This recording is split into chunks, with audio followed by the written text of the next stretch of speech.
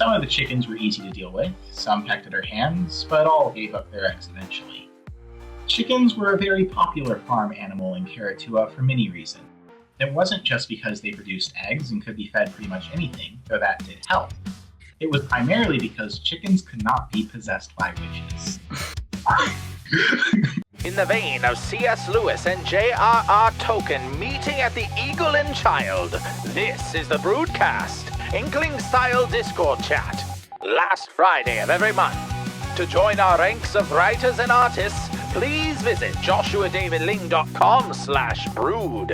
And now, the Broodcast on the Poets at War Creative Network. We're lying, we can't warn it yet. Our imaginations run wild and free. In middle of our Narnia, there's magic in what we believe. What's going on? Not much, trying to get a little bit more of this primer done that I was talking about this morning. I gotcha, yeah. How's that going? It's actually really fun. I'm working on writing, like putting all of the rules of all the grammar rules to rhyme. Hello, Ian. Here, let me pull up what I've got. So you're so actually far. putting them in rhyme? Yeah. Very nice. Make it even stickier to remember. Yeah. Like noun. A noun's a name. It tells of things like God or grace or holy kings. Pronoun. Pronoun stated in noun's own place, like he or him or us by grace. Verb. A verb shows action, work, or being, like Christ is Lord or faith is freeing. Adjective. Adjectives add, they tell us more, like holy, just, or rich or poor, and so on. Very nice. I'm liking it. How we doing, Ian and TK? I'm assuming. She's on her way. On her way. Got it. Hi. How are you? Oh, I'm good. Excellent. I wasn't sure you were on. Yeah, no, I'm just getting ready. So, you guys want to see something cool? Sure. One sec. Let me do I always want to this. see something cool.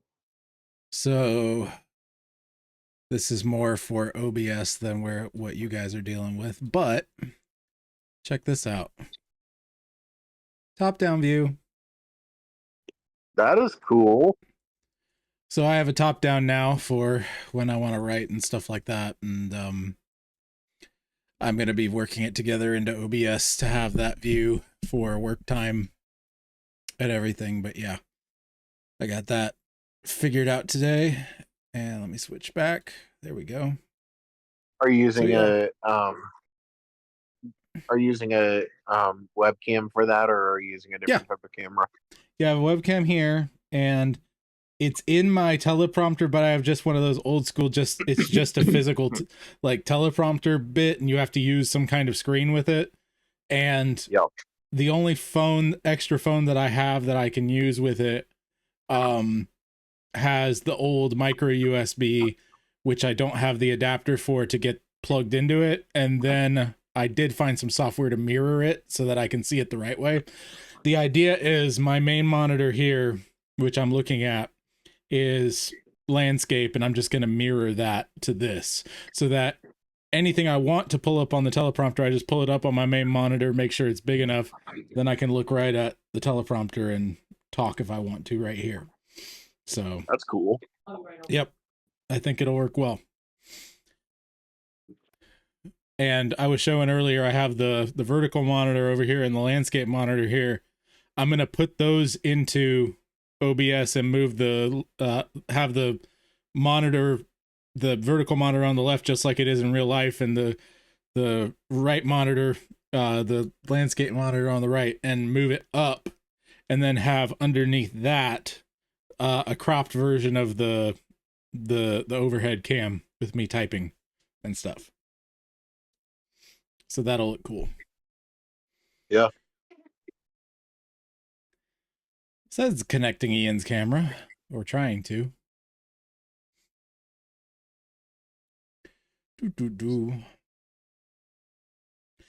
I'm trying to get, during Broodcast, I did last time, a little bit of a camera switching so that we can see some full screen when people are reading, but also people who want to go back and see people's reactions kind of remain a thing. So Yeah. we'll see what happens with that. But oh, and I have my iPad right here in front of me with the soundboard and all the other good Stream Deck stuff, like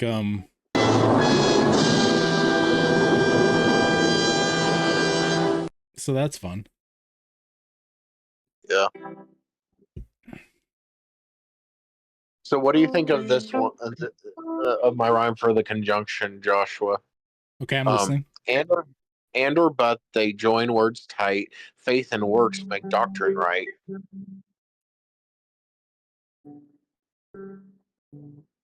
Say that again. And or but they join words tight. Faith and works make doctrine right. Potentially. So I'm trying to, yeah. I'm trying to give the rule and an example of the rule. An example, in, the rhyme together, and okay, yeah. Yeah, that might work.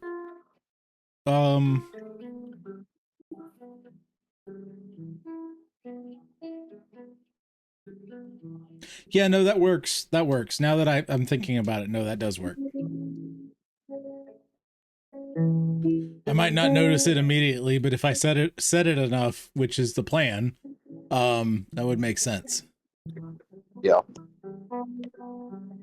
Yeah. The idea behind this would be like, this is your core book, for like K through 6, and then you have like,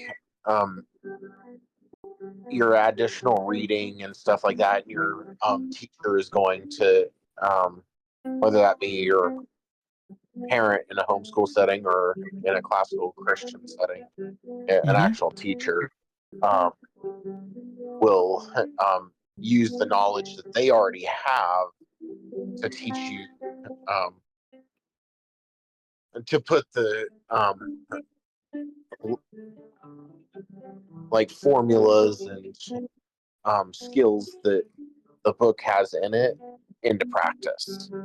Right. Loving the banjolele sounds.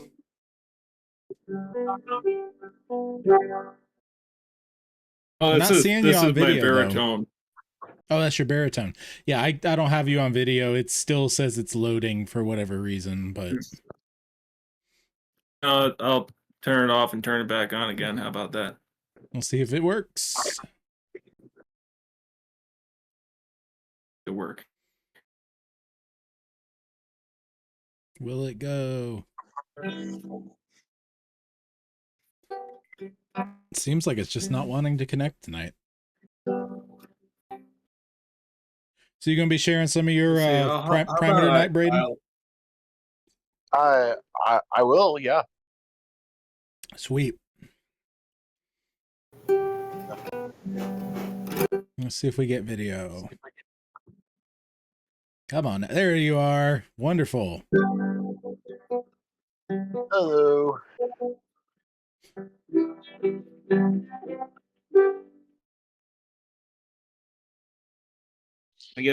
I'm doing my own theme music.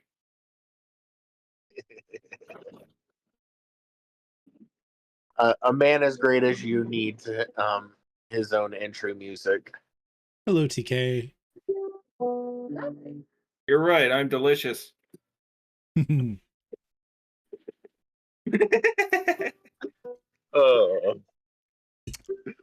Jesse. Earlier.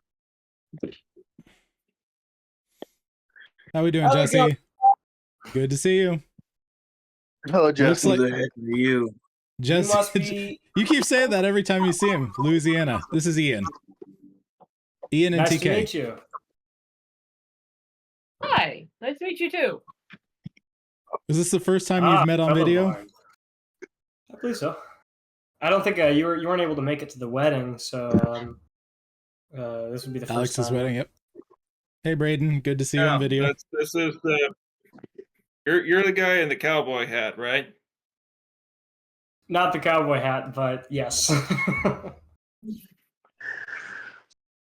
Wait. You're the What do you guy with mean? the hat, right? Yeah, hat. In your That's Facebook what I think. image. He wasn't at FLF, was he? No, but you're in the Brood. No. He knows you're a Louisiana guy. Yeah, fair. I That's fair. am extremely poor and I don't travel, so Well, I'm extremely Literally doing poor, it and I at do night. travel. I literally It's do not have also- the time or the energy for it. It's also an insanely different amount of distance for you two. Yeah, we live on That's the true. hairy edge of civilization, Where do you live? and deep within the Sumerian mountains, beyond the river Styx. Northern New York Oh, near the yeah. Canadian border. Where the Tiber and Euphrates meet. The Canadian border is like 3 miles straight that way. It's So not somewhere- that far. somewhere up there. I've almost accidentally driven into Canada 3 times. Legally or No, it was an accident. I didn't mean to go to Canada. almost? I was trying to smuggle Uh. maple syrup. Okay? It's a good export. It's a good export. Allegedly. What's up, Braden? Not much. What's the day in the life of a Braden like? Right now applying at a bunch of jobs. Any luck yet? What's the list? Leads? Possibly a solar job, working as an automation engineer in the solar industry. So you're looking at getting into the solar specifically? I'm looking at anywhere that will hire me that uses my skill set. Where do you want to work? Where do I want to work? I want to work for myself. I don't have the capital to do so yet, though. I'm getting there. What would you do? I would do contracting. Contracting with for like housing? Security and defense. Oh, that kind of contracting. I'm like, wow, cool, real estate. That's great. No, it would be ideally the company would specialize in church security and missionary security. So if you get into like all the security and like if you do like military contractors, it's basically freeing up real estate anyway. Yeah. In one way or the other. Yeah. Hey, That's legit, dude. you gotta level houses in order to build new houses. What can I say? Sometimes the residents need to be evicted, eh? Or they just need to disappear. Are you familiar with USC? With what? USCCA? Yeah. Gotcha. You got them? I use U.S. Law Shield, but I appreciate either one. I like that U.S. Law Shield doesn't question you whenever you have to use them, where USCCA can deny your benefits. Yeah, it kind of depends. If you actually like murdered somebody, they're like, Yeah, U.S. Law Shield would probably be like, we're giving you the worst attorney possible if you actually murdered someone, but Hello, Aaron that and was- Daniel. I'm guessing. Yes, Reed Brothers. Good to see you guys. Yo, Reeves! I'm Jesse. What's up, y'all? Hey. It's been a hot minute. Yeah. Real quick, Jesse. I know that the Reeds and Braden and the Wilsons are all sharing tonight. Do you have anything to share, or are you just hanging out? I'm good either way. I just need to know so I can order people. kind of just hanging out. Just hanging out? I didn't prepare anything. I've got plenty to share. I didn't like prepare anything. Well, if you think of something, you're like, oh, I do have something to share actually at any point in the show, just let me know so that I can have it in the queue in my brain. Anyway, what were you saying, Ian? Oh, hang on. I'm hanging. Oh, wrangling sheep. One of my guys from karate class was going to come. He's writing fantasy novels and stuff. And he was going to come tonight, but he's still wrangling sheep. So, oh, literally? Yeah. Literally wrangling sheep. I mean, it's the time of year for that, apparently. Well, see, his farm just had a fire. Ooh. This is the same guy. Yeah. I got you. His parents own a farm where they farm sheep and cattle and other four-footed creatures, and they just had a big fire and lost their whole house and several rabbits. Oh, crazy. Yeah, it was really bad. They're actually, they're doing a fundraiser. They're also doing like an old-fashioned barn raising this weekend because they need someplace to house their animals and stuff. And like their tractor, they almost lost their tractor. They lost a lot of equipment. So they're not doing well. And Mike was going to come tonight, but he can't make it because sheep come first. Definitely. Yeah, understand. We'll The shepherd keeps watch over his sheep or something like that. And he's got a craft. He does the 3D printing thing, and he's got a craft sale tomorrow. I'm going to go visit him and give him some business. Daniel and Aaron, are you guys both sharing or sharing together, or how are we doing it? You're both sharing together? No, we just have like this little tidbit which kind of gets at the heart of a little. Do we want to just bring disagreements up? Not really a disagreement. No, it's. We have one thing we're gonna share. We didn't really have a whole lot, but that was the There's a weirdest. whole lot we could share. There is a lot, but he had 50,000 words, and it's like, no, you're not sharing all that. There's a large selection. Okay, so we're sharing one thing between the two of you. Is that what I'm getting? Yeah. Okay, just making sure. Okay, got it. I also have Joel Stanley email via email, so we'll be having him, and it is 8:02. I'm guessing other folks will be trickling in. I think the Sunshines wanted to be here. I think the Robertsons wanted to be here, so we'll see how it goes. As far as Abigail said she would be on later, so we will probably have Abigail Falanga. So, okay, let me make sure that I get Joel's thing up, and then the one poem I have, just so I have record of everything. And who wants to go first tonight? Anybody? It's up for grabs. Nobody ever wants to go first. I can. Might as well. Either way. I want to hear someone else. Okay, someone else. Okay, I'll go first. Unless someone else. Oh, did I hear someone? Anyone? No? Okay. No, Well, that was my ukulele yes. gently weeping. All right. So I decided that I'm going to start reading partially because it's easy for me and partially because it's just one of these things where I have a lot written, but it's not something that's very, it's not something that it's not a something that I think is going to be a seller or something that I feel a real need to work on. It's more a passion project. And so I figured Broodcast would be a good place to share it and start reading through it. I'm going to just start with my first chapter. This is my pro wrestling world. This is a world where pro wrestling is real. So all the fights are real in these stories, but it's sort of just an homage, poetic. It's all poetry, serial. The story came from role playing that I did years and years and years ago. I'm talking like 2006 and 7 and 8 and 9, with a friend of mine from Maryland, who I ended up leading to the Lord years and years ago.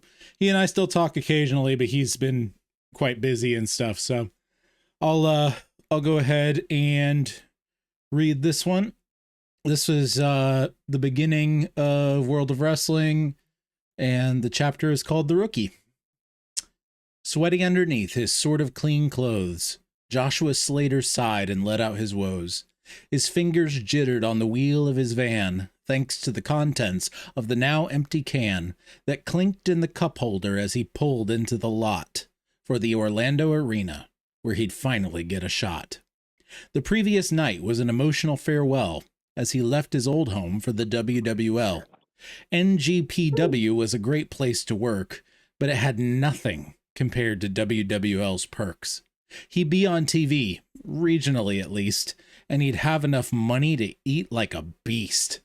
All this played on his mind despite the 9 hours straight he'd driven overnight. Caffeine would sustain him, or at least for now. He'd shower, then nap, then the crowds he'd wow. Security let him through with no problem at all, and he walked with his duffel bag down the long, winding hall. His mind was preoccupied as he took the place in. It was impossible to hide his wide, boyish grin. And as his eyes for the locker room did search, someone bumped into him and made him lurch. "What are you doing?" she said, irritated. "I'm sorry," Joshua said. "I should have waited. Can you tell me where the men's locker room is at?"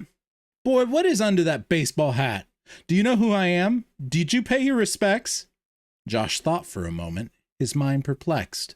He almost didn't recognize her because his eyes were bleary. Then he thought of who she was, and the thought made him cheery.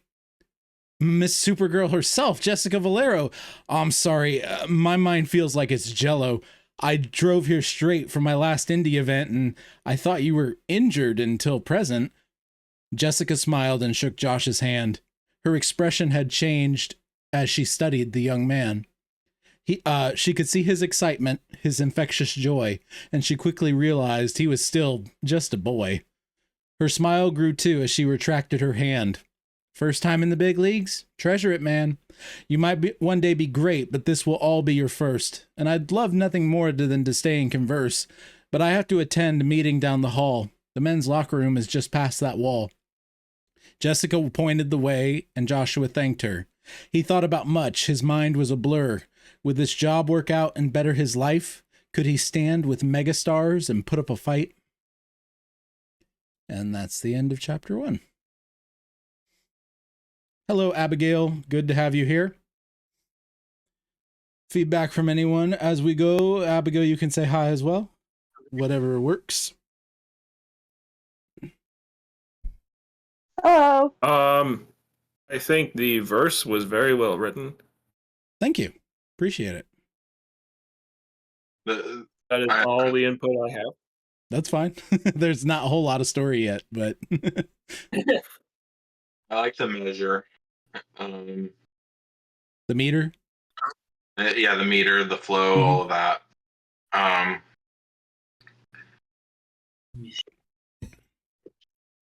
So it's the main character is Joshua. Yes. And yes, that's somewhat of a self-insert, but like that was, like I said, this is a character I created for a role-playing game years and years ago. So yeah, I mean, but it's not me, it's a version of me. So Okay, yeah. There's inciting incidents, parallel universe as far as personalities go. I'm very different from this Joshua. I'm gonna see if I got the cliff notes of that right. So the main character is Joshua, joins a wrestling federation thing, meets a girl named Jessica. Yes. Jessica directs him to the men's locker room. I feel like I'm missing like an important detail of their interaction. Well, the only other things that you missed were he's going from independent leagues to a big league, and he just finished up his last show for a small indie league and drove 9 hours overnight from that job to get to this place. So he's extremely tired. And then second of all, she's someone famous. So she's actually, as we learn further in the story, I won't go into it, but she's a former women's champion. She's a big deal. She's a fair bit older than him and a very strong professional wrestler as far in her own right. Hello, Robertsons. Good to have you here. How we doing? Sorry I'm late. I was putting tires on the trailer. I mean, Hey. trailer's got to move. Did you like do your beard because it's like angled and makes your jaw look like Mine? No, Alex? No, he just has a chiseled jaw. That's all. Chisel. All right. So It's not fair how nice your hair is. Thank you. He's got a hairy man. That's what it is. oh, How's boy. everybody doing? Doing well. I just read first chapter of World of Wrestling to get started. I'm going to start reading through that on Broodcast since it doesn't mean much elsewhere. I'm eventually going to, work on it, but it doesn't mean much to anybody but me. So it's more of a passion project, and it's kind of what Broodcast is for in some ways. So I have Joel, and then let's see, Daniel and Aaron have one thing they're sharing between them. The Wilsons, they each have something, if I remember correctly. Braden has something, and Abigail, are you sharing tonight? Well, she's okay. I keep muting it because I'm in the room with somebody else and I don't want to be perfectly fine talking about random things. So yeah, if my throat holds up, I think I'm struggling with a bit of a cold. So if I can, I will share an idea that I have. And are you early? Do you want to be earlier or later with your throat? Well, sooner. Somebody else can go first if they want. Okay. All right. So let's see. Robertsons, are you guys sharing either one or both? Neither of us have anything to share as of right now. All right. Let's see. So next, I might have something, Josh. You might have something? Okay. I might have something. Who wants to be next? I say if Abigail wants to go earlier than later because of her throat, we let her. Are you willing to go next, Abigail, or do you need some time? I'm still pouring tea. Hold on. Okay, we'll hold on for a minute. I'll go ahead and read Joel's, if that works for people. That's Joel's the most isn't too Abigail long. thing you've ever said. I know, so much tea. Unless you want me to just stall for you. Unless you just want me to stall for you. Otherwise, I can read this 8-page Joel thing real quick. Joel Stanley.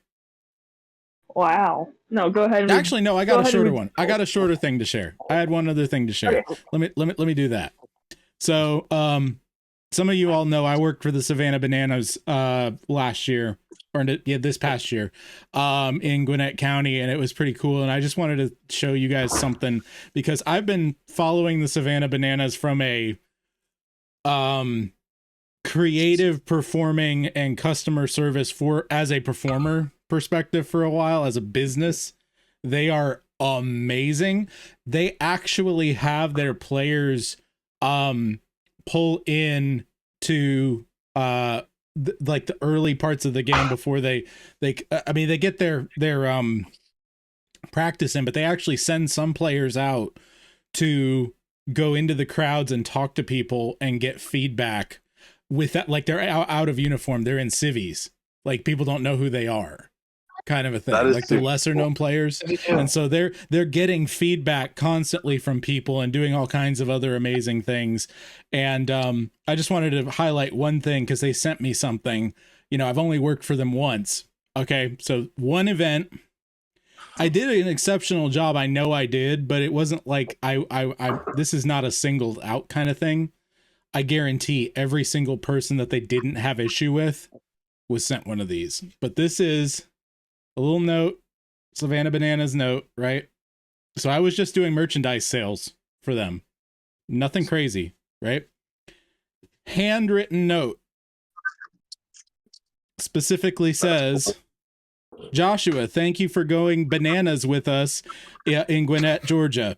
Hope to see you back to work with us on March 29th and 30th. Love, your bananas fam.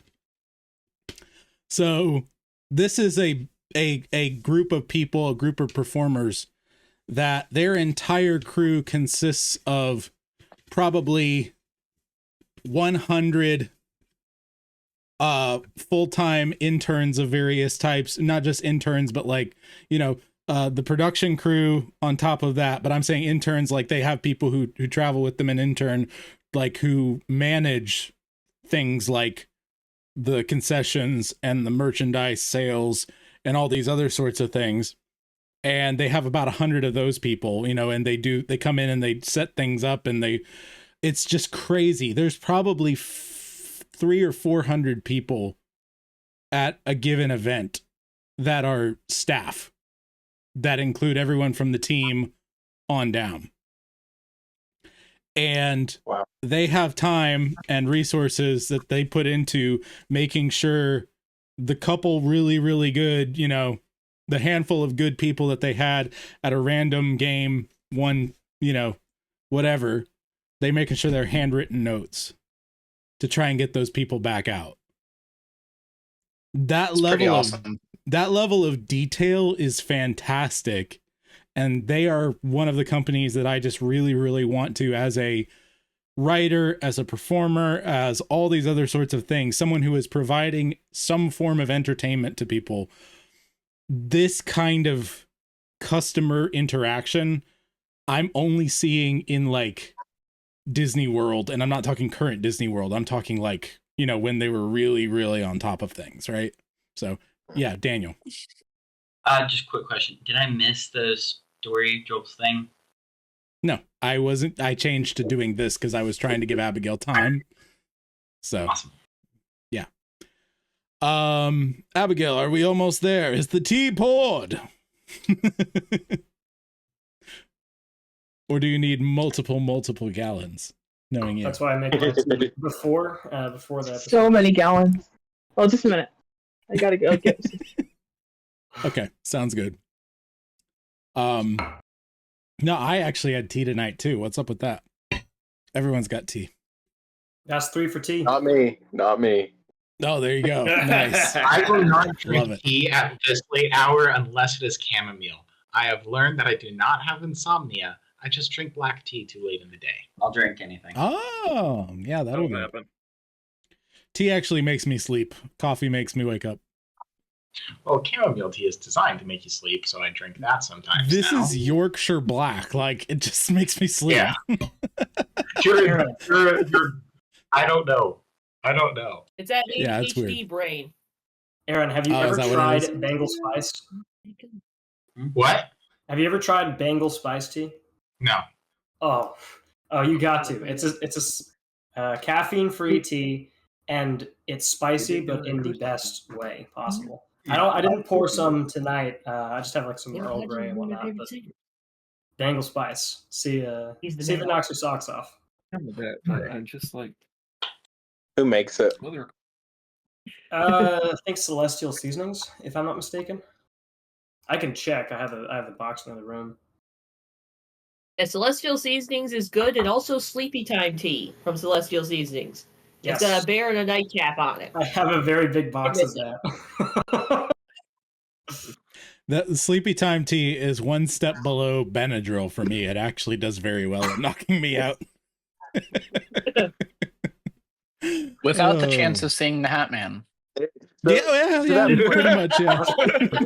Who here does not take Benadryl because they're afraid of it? No, I do, but I don't take Benadryl, not because I'm not afraid of it. I don't take it anymore. You're muted. What'd you say, TK? Daniel, yeah, you all have been muted for a while. I think they know they are. Oh, okay. They're too cool. Yeah, we've been passing notes. That's fine. Okay. All right, Abigail, are you ready?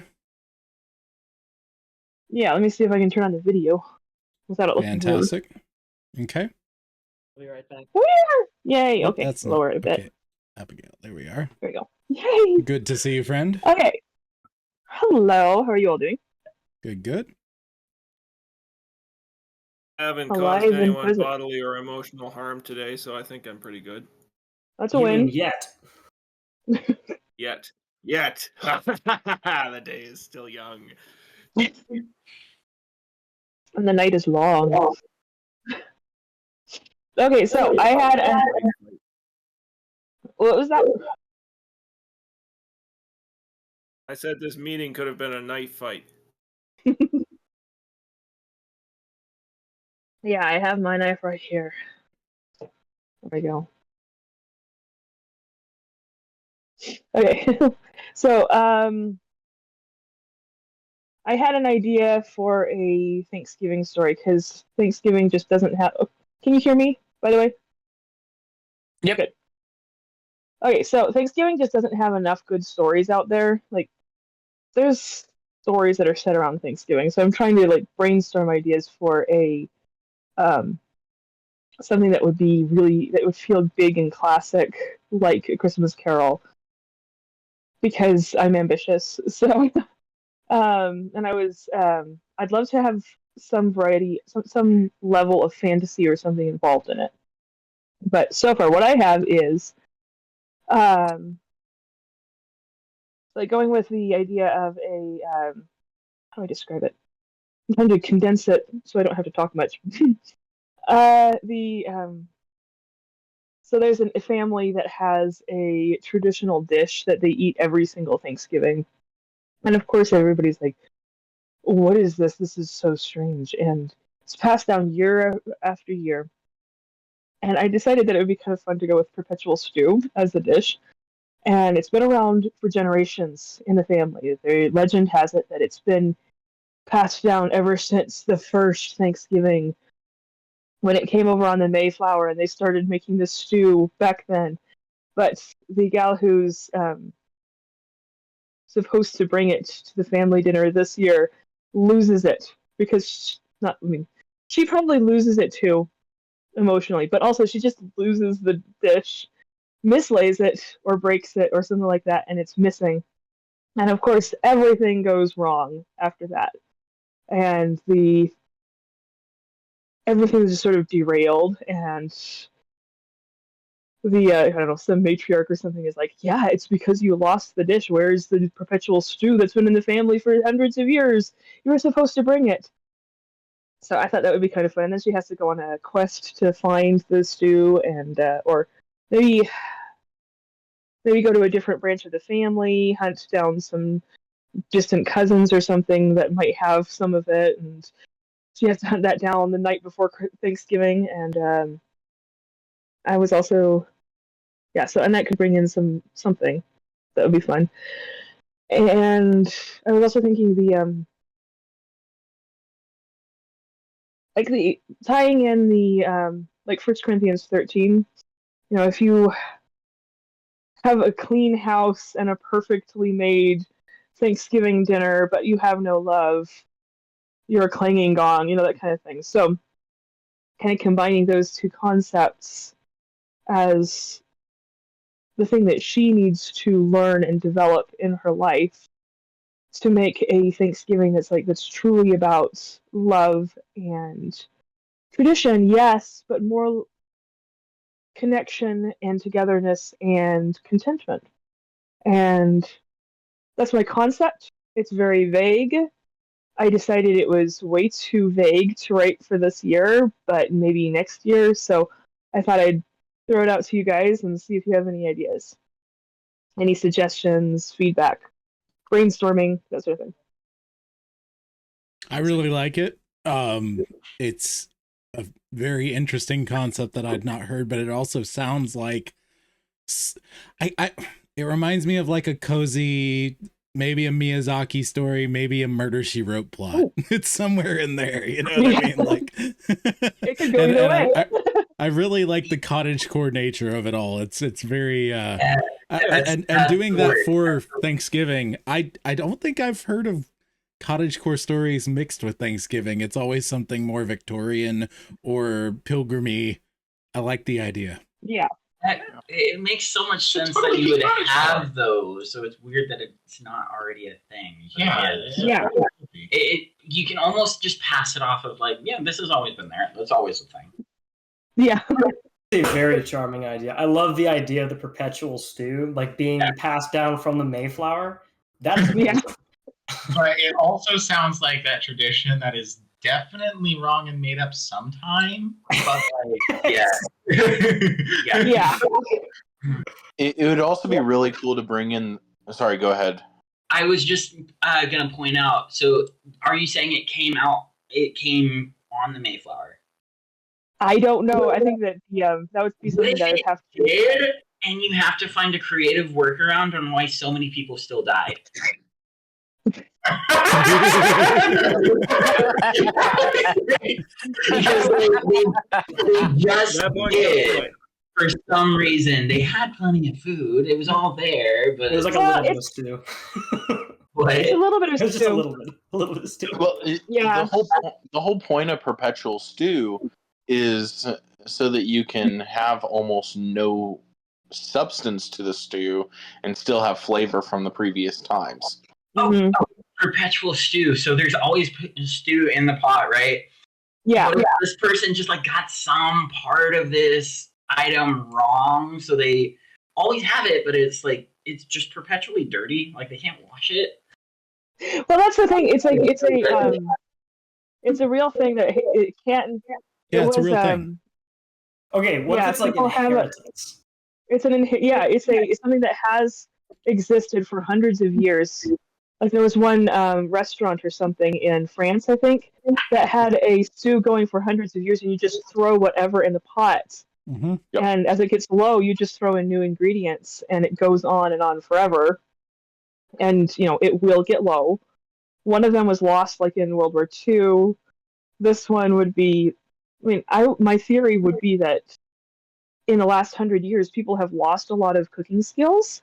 So they've started throwing really weird things in the stew, and of course it tastes disgusting because they don't know how to feed it well. So the is the pot like is it inanimate? Like it doesn't have personality, it doesn't talk or anything? Well, it's not a pot specifically. It'll be a you might take it out of the dish that it's being cooked in and put it into a different dish.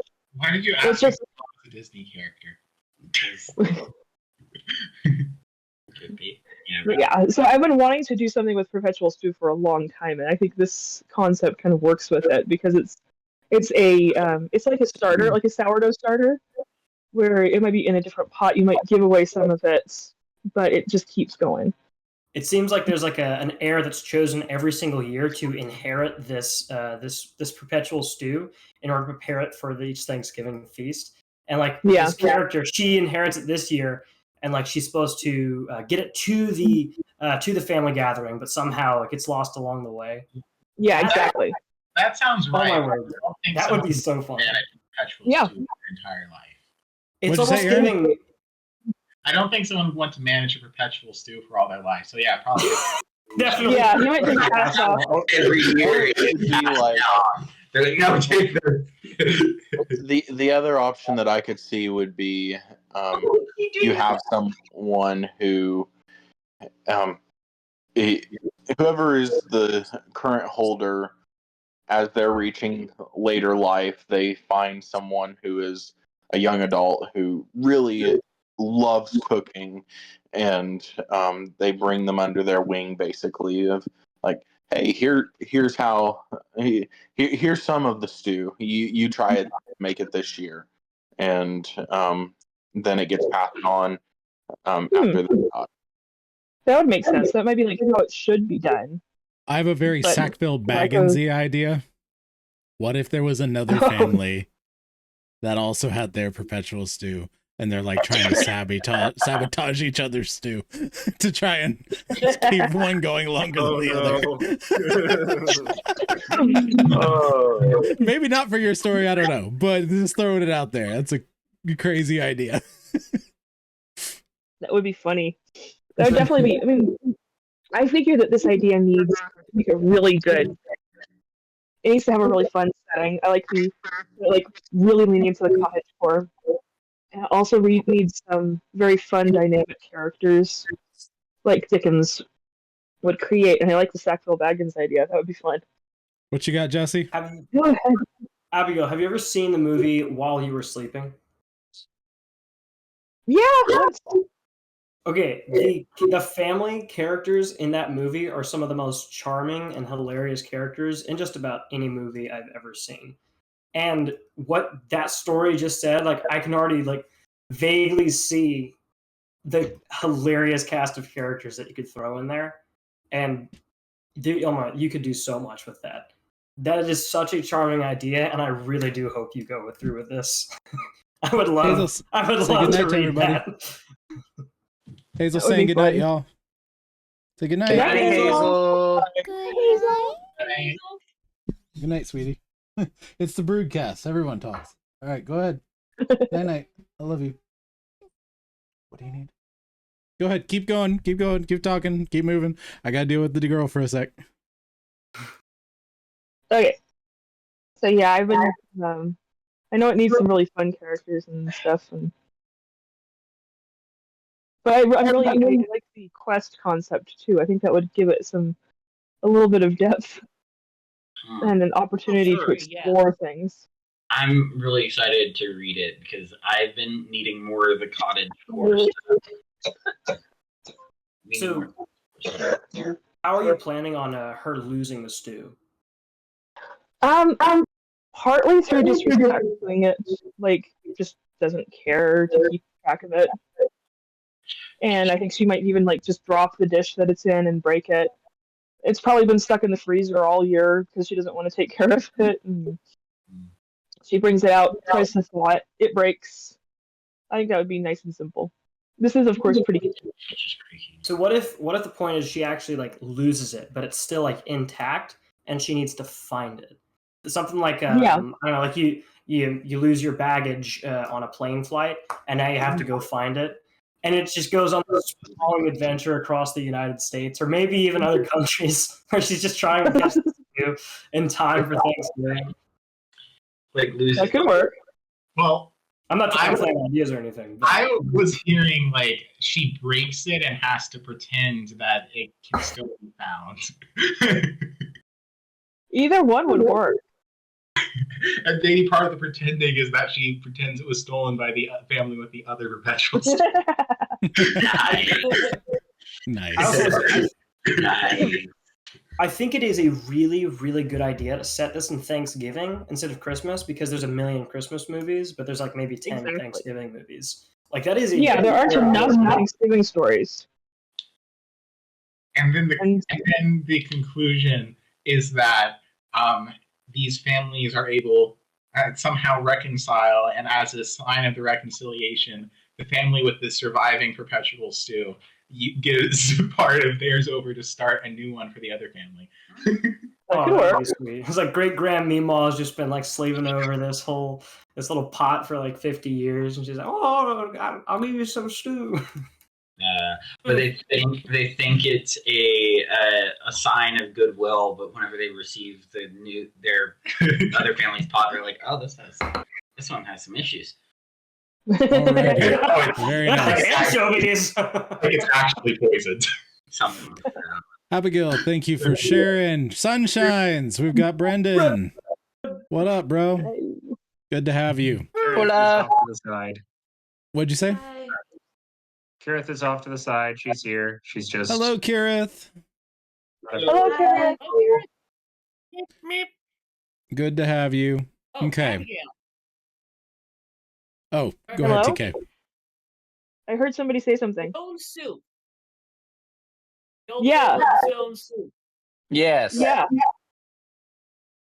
Stone soup, I agree. We're going for. Okay. That is fantastic. I love the idea. Yeah, it sounds great. All right, so who else wants to be next? Ian? I'd like to be next. Okay, go for it, man. Or the reads. It doesn't really matter. Okay. All right, I'm going to pull my story up on my phone so that I don't run the risk of losing the signal again. Sure, no problem. All right, so we're going to continue with Part of the Stars because for some reason my Walter Ulrich stories tend to run long now, and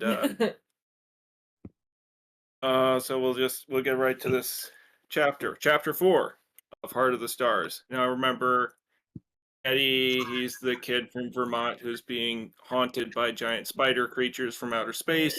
It's all very creepy. Here we go. The presence of something huge, black, and utterly malevolent hung over Eddie's bed, waiting to pounce on the helpless boy. Despite its massive bulk, it was able to ascend walls and ceilings like a regular-sized spider. Its 8 ink-black eyes stared down at him hungrily. It crawled slowly down the wall, over Eddie's bed. Eddie lay paralyzed with terror at the sight of the creature. He'd had many dreams about the arachnoids, but never had they taken place in his own bedroom. He immediately reached for the meteor fragment his parents gave him. The spider let out a hiss. Eddie awoke with a gasp, cold beads of sweat on his brow. In his hand, he clutched the meteor. Was it truly a dream? Fred casually walked up to the bed. Cats are rarely in a hurry to do anything. And gently touched the boy's face. Eddie patted the cat. It was daybreak. Eddie decided rather than lay in bed, he would get dressed and get ready for his day. His father, at this time of day, was out in the backyard practicing his swordcraft. Dr. Small believed that the fighting arts were among the best possible physical training. Though he was not required to, Eddie often joined his father during his morning exercise. He did so this morning. After donning his face shield, he cried, "On guard!" Andrew turned to face his son. The two commenced to a duel.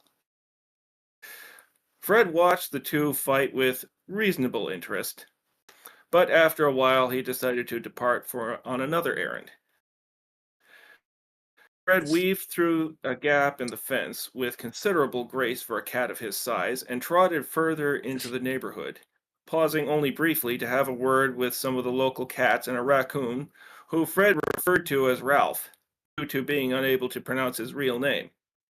The poor fools lacked the intellect to understand the urgency of Fred's mission, and so he passed on toward the river, where he found an old van which had been converted into a mobile home by its occupant.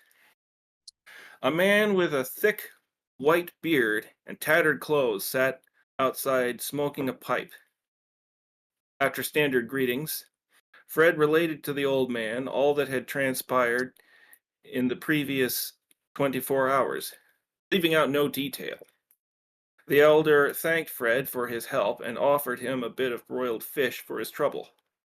He then ordered Fred to return to his post and report back if anything new developed. Fred did just that.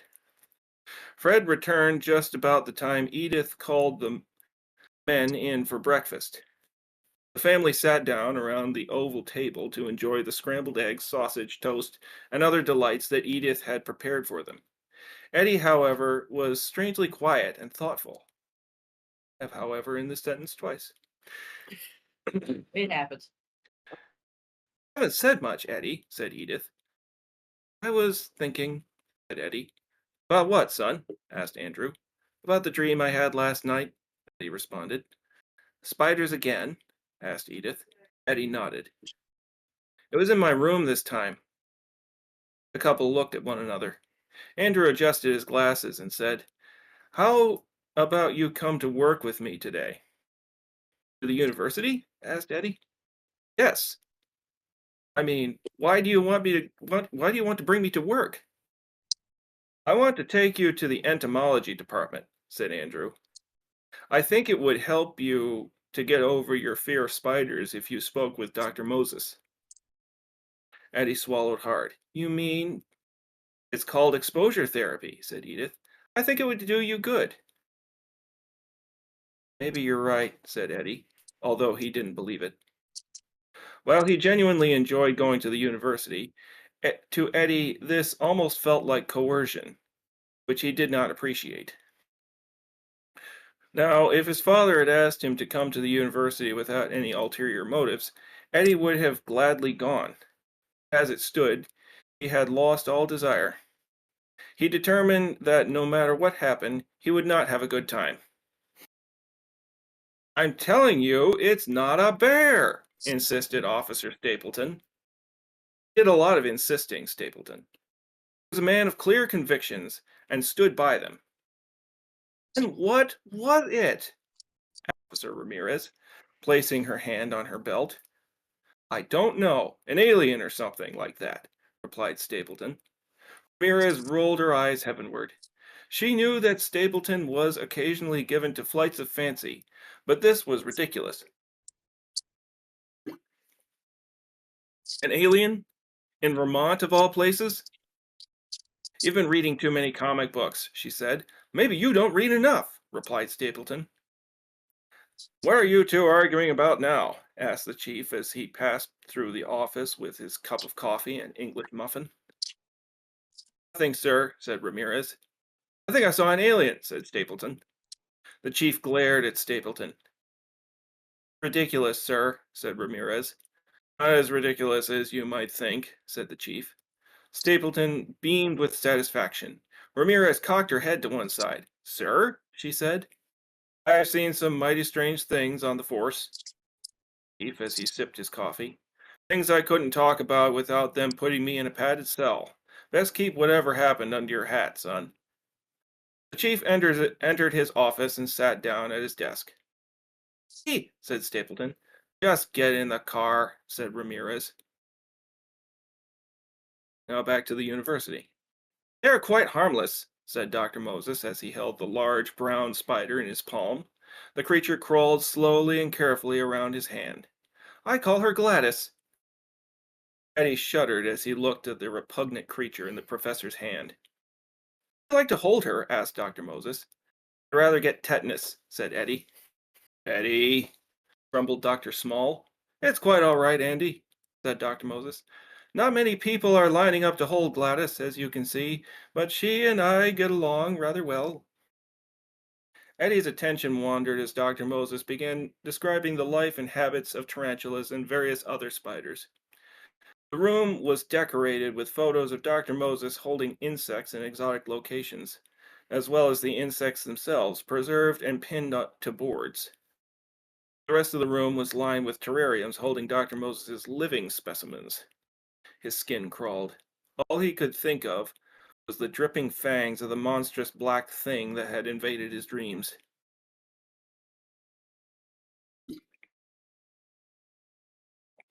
He determined, however, not to take his eyes off the creeping, crawling creature in Dr. Moses' hand.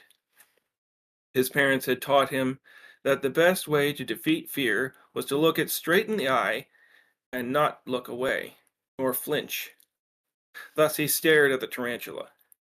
Once Dr. Moses had finished his lecture on the lives and habits of various spiders, the two Smalls left the office and headed back to Andrew's vehicle. "Now that wasn't so bad, was it?" Andrew. "No, I guess not," replied Eddie. He wanted to believe that his mother was right and this exposure therapy would work, but he had his doubts. Part of him believed Azariah's story about the spiders being from another world. "I want ice cream," said Dr. Small. "How about you?" "I could go for a cone," said Eddie with a smile. The two then drove to the nearest ice cream parlor and bought some cones to celebrate a successful confrontation with Eddie's deepest fear.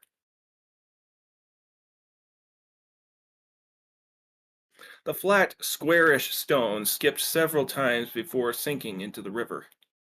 "So do you think it worked?" asked Bucky as he flung another flat stone at the water.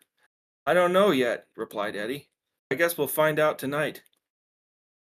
"You know what I think?" said Bucky. "No, but I bet you're going to tell me," replied Eddie. "I think Mr. Azariah was right," said Bucky. Eddie thought for a moment.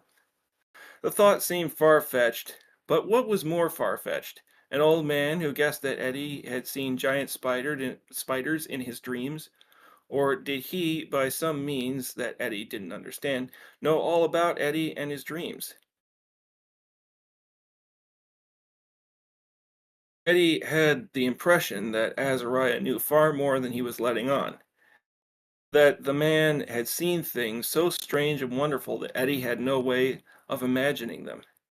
He also believed that Azariah was far more powerful than he appeared. There seemed to be something big about him. Like the flesh and clothes that they saw were just a covering or veil for a being of immense wisdom and power. His thoughts were once again interrupted by the gruff voice of Thorwald Van Horn. The great brute thrashed through the undergrowth toward the two boys. Eddie and Bucky backed away, and were about to make a break for it when they realized that Van Horn had not come alone. His two cronies had cut off their escape route. "This way!" cried Eddie as he ran toward the shallow spot in the river. The boys clambered nimbly over the stones which served as a bridge to the other bank. Bucky followed behind. The two boys made it safely to the other side. Thorwald, however, slipped on a smooth stone and fell into the water, sputtering and cursing. Deeper into the forest the boys ran, up the steep hillside, not even bothering to look back, not caring where they were going. Suddenly, the ground beneath Eddie's feet disappeared. He found himself suspended between heaven and earth, the sticky embrace of something he could not identify. He lay face down on some large web, suspended above a ravine. Much as he struggled, he couldn't get free from the web. "Eddie," said Bucky, "are you okay?" "I think so," said Eddie. "Lucky thing you landed on that," said Bucky. "Yeah, but how do I get free?" asked Eddie. He managed to free one arm, enough that he could reach his pocket knife. He worked away at the web until it finally let him go. He would have fallen to his death or severe injury had he not been hanging on to a few strands of the web. He lowered himself down to safety at the bottom of the ravine. "Can you get down?" asked Bucky. "Let me see," said Bucky. Bucky walked a few feet down the ravine until he came to a spot that looked relatively safe, where he made the climb to the bottom to join his friend. "What is this stuff?" asked Bucky, gesturing to the strings clinging to Eddie's clothes. "It looks like spiderweb," said Eddie, his voice quivering. "I think we lost Thorwald," remarked Bucky. "There's just one more problem," said Eddie. "I think we lost ourselves." The boys looked around. They had no clue where they were or where they were supposed to be. Nowadays, getting lost in the forest is not such a great tragedy as it was in bygone days before smartphones. One can simply look up one's location on Google and use the maps to get back to where one should be. But neither one of the boys possessed a smartphone. The Smalls believed that no child under the age of 16 should have one, and Aunt Harriet didn't bother giving one to Bucky. Eddie had a dumb phone, which had no internet access and no apps. The boys were marooned on an island of green. There was no sound of any human soul anywhere nearby. And that is the close of Chapter 4. Soldiers, hold your positions. We're venturing into the commercial unknown. He's the purveyor of pulp, the watcher of worms, and he plays a mean bandolele. He's also an excellent artist and writer, and one of the very founding members of the Brood. Hi, I'm Ian Wilson, and you're watching me. On Poets at War. Hi, I'm Joshua David Ling, and if you haven't yet, you should check out The General's Report. That's my show where I explore life's deeper questions through poetic essays. Each month, I craft reflections that bridge the gap between art and philosophy, examining everything from the power of storytelling to the nature of reality itself. My goal is to take complex ideas and transform them into something both beautiful and accessible.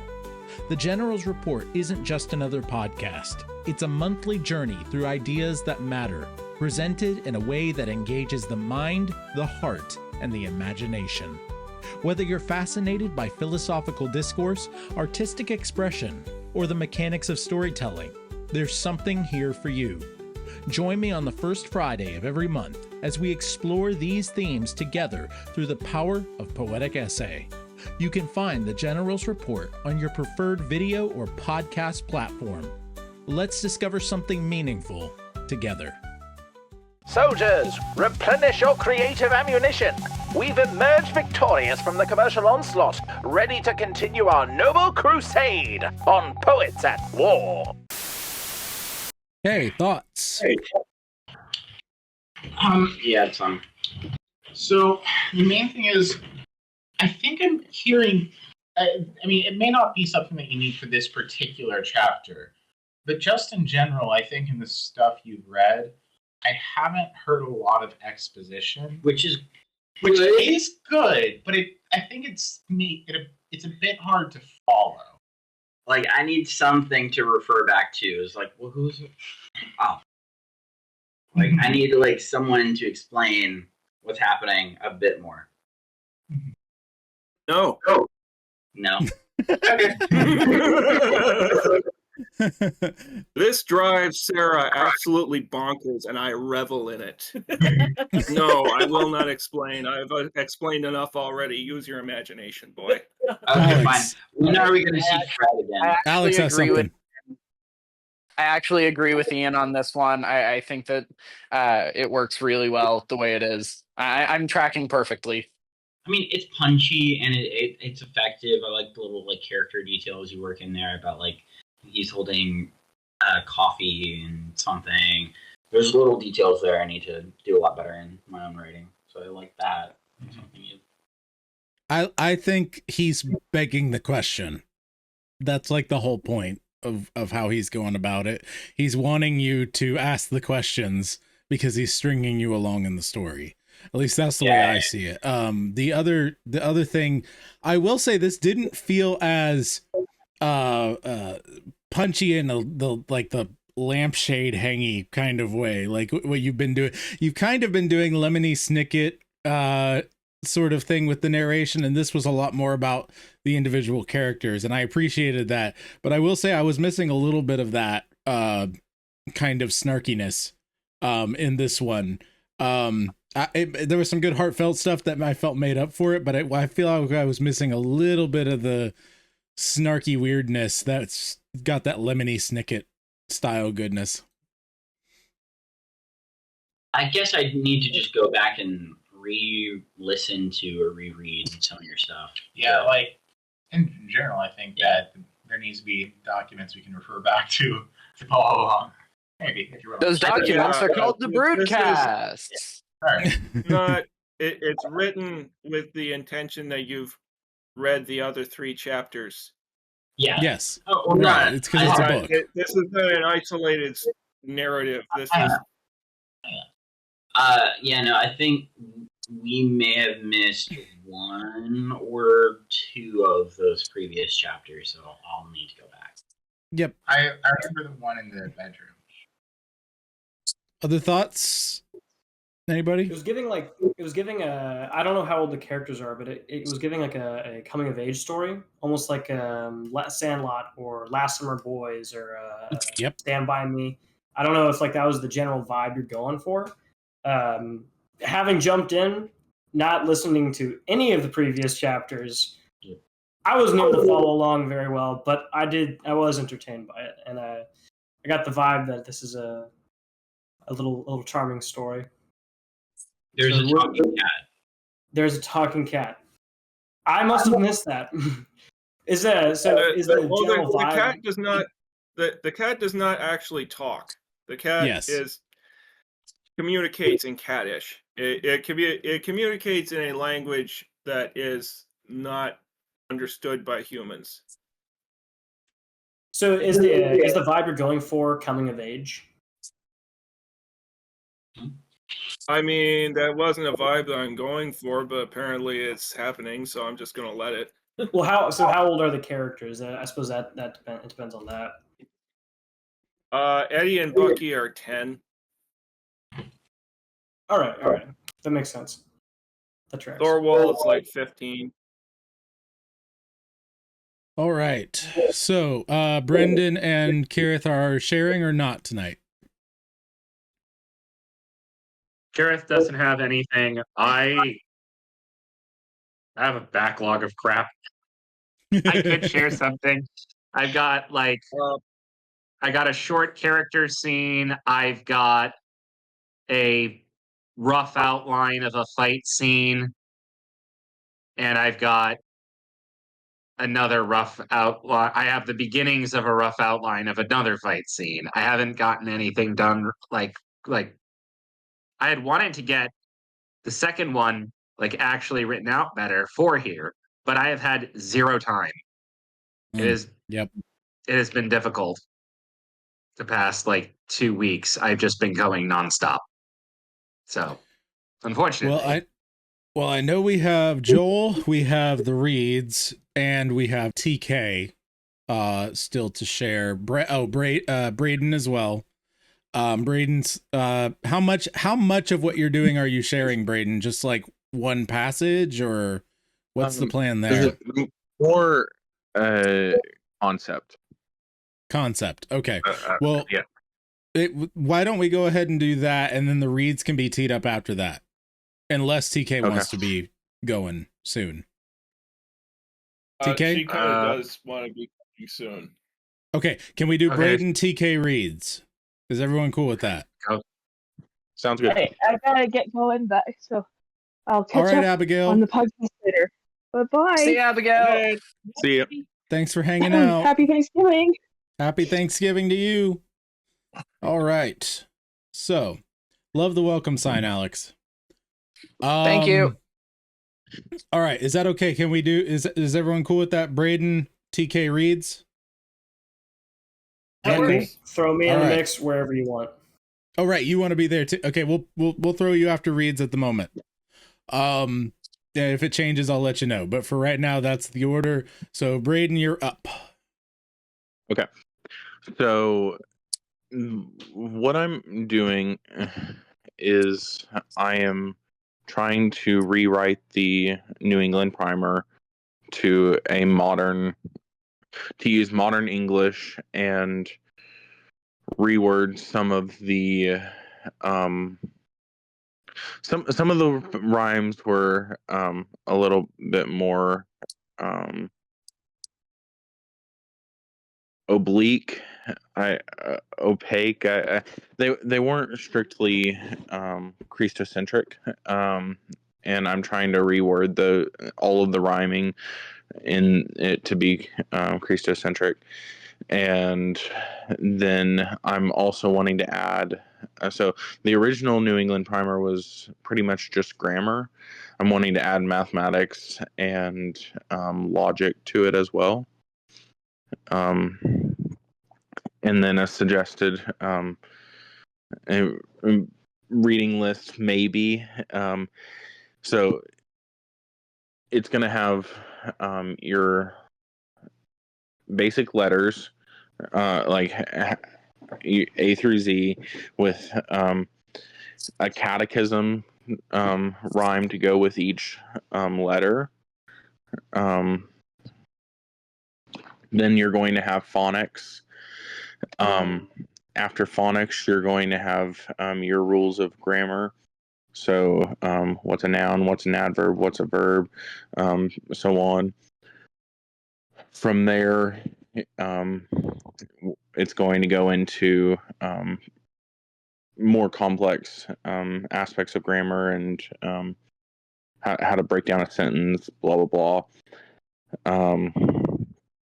And then go into math a little bit, your basic arithmetic, and up to basic algebra and statistics. And so it's going to cover time, money, addition, subtraction, multiplication, division, word problems, and logic, and your algebraic equations and statistical equations. And that's basically it. So the goal of it is to have a book that can be given to a student that is not designed. So a modern textbook has it usually has questions in it. They're designed to teach the student from the textbook. You can almost learn at a certain point. You can almost learn a subject without even having a teacher with just the textbook.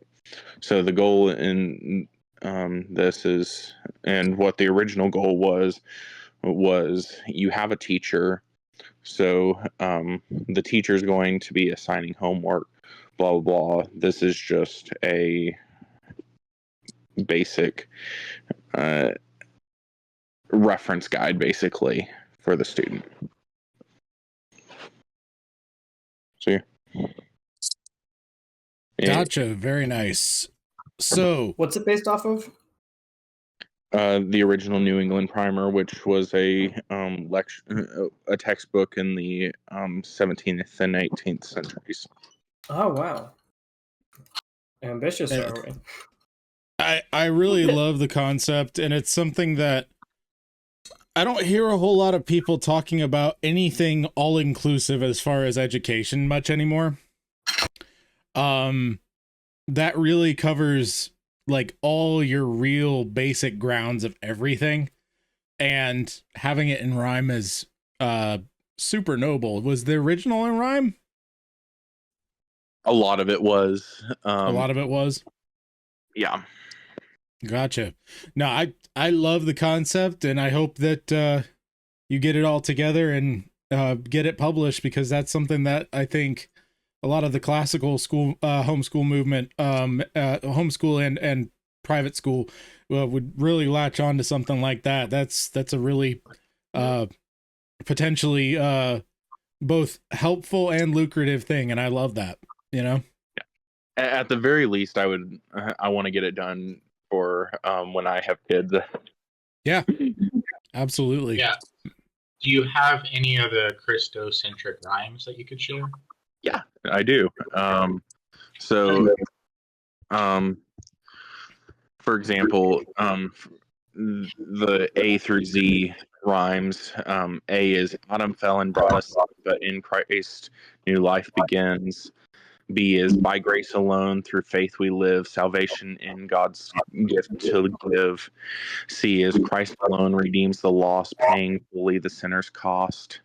And then it goes all the way to Z, and then going into the parts of speech. So under noun, a noun's a name. It tells of things like God of, or grace or holy kings.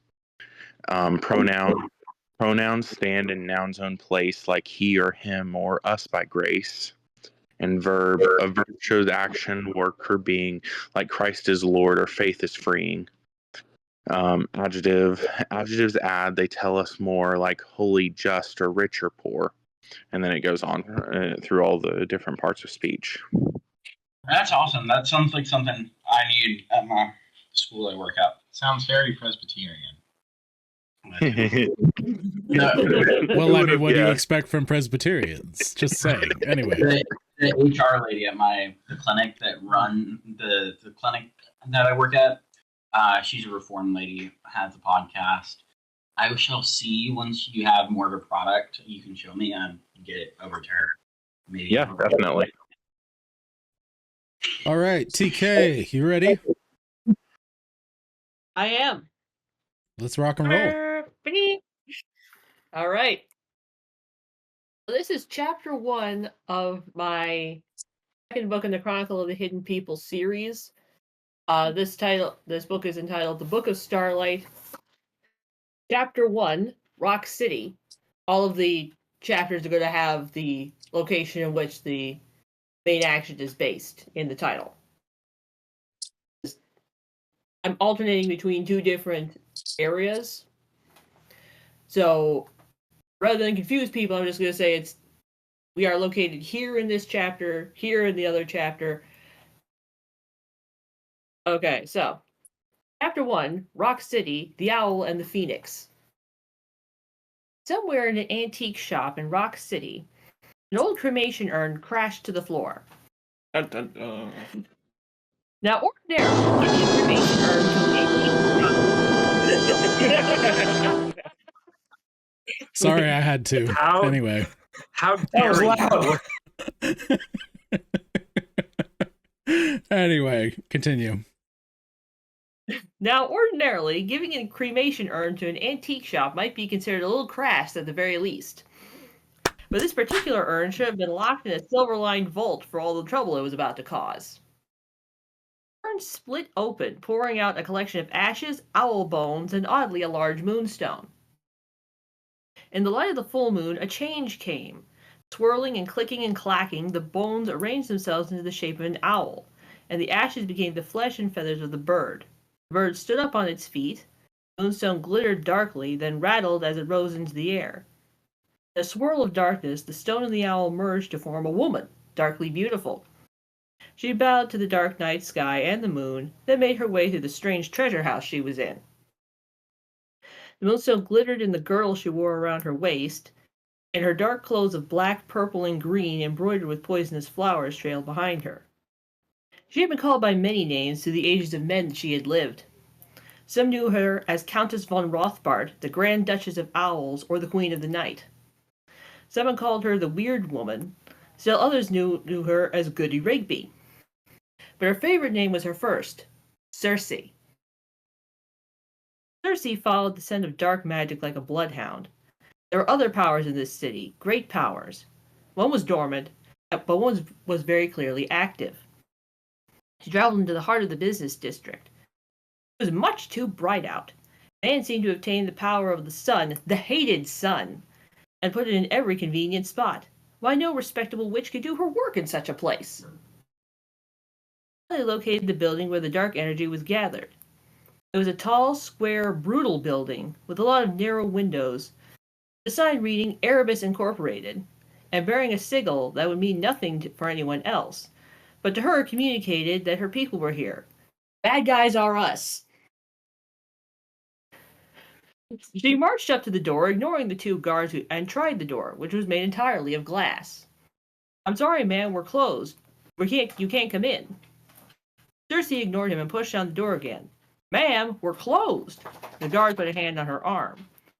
She lifted her free arm and summoned some wraiths, who pushed away the guards and forced the door. Once inside, the wraiths formed at her command, taking the form of 3 women. "Wraiths, who is your master?" "The wizard Morthon," they answered in unison. "Bring him here immediately and tell him that Circe summons him." "Yes, mistress," they replied, disappearing into the ceiling. While she waited, Circe looked around the room. This Erebus Incorporated seemed to be in the business of providing amusements for humans. It was a useful profession for a wizard. It was often best done covered by a veneer of innocence, distasteful as that was. There was the sound of a bell. Circe turned in the direction of a set of metal doors, which slid open to reveal a man dressed in crimson clothes. He wore his hair long in a queue like the men of the days when she was Goody Rigby. His clothes were of similar vintage, and he had a short beard. He rushed toward her, got down on one knee, and kissed her hand. "My queen, you are most welcome to my humble abode," he said in an awed voice. "Arise, Morthon, and tell me of this strange new world man has made." Shifting to next scene. A black limousine, shining in the morning sun, came to a halt at the door of an old Victorian in the ritziest portion of Rock City. From out of the front passenger side came an old man with silver hair and dusky skin, dressed in a dark suit paired with lavender gloves and a cravat. He opened the back door and first handed out a venerable old lady dressed in sky blue. Finally, a middle-aged man, dressed in a dove-gray suit and matching hat, with a lavender waistcoat, cravat, and hatband, emerged from the back.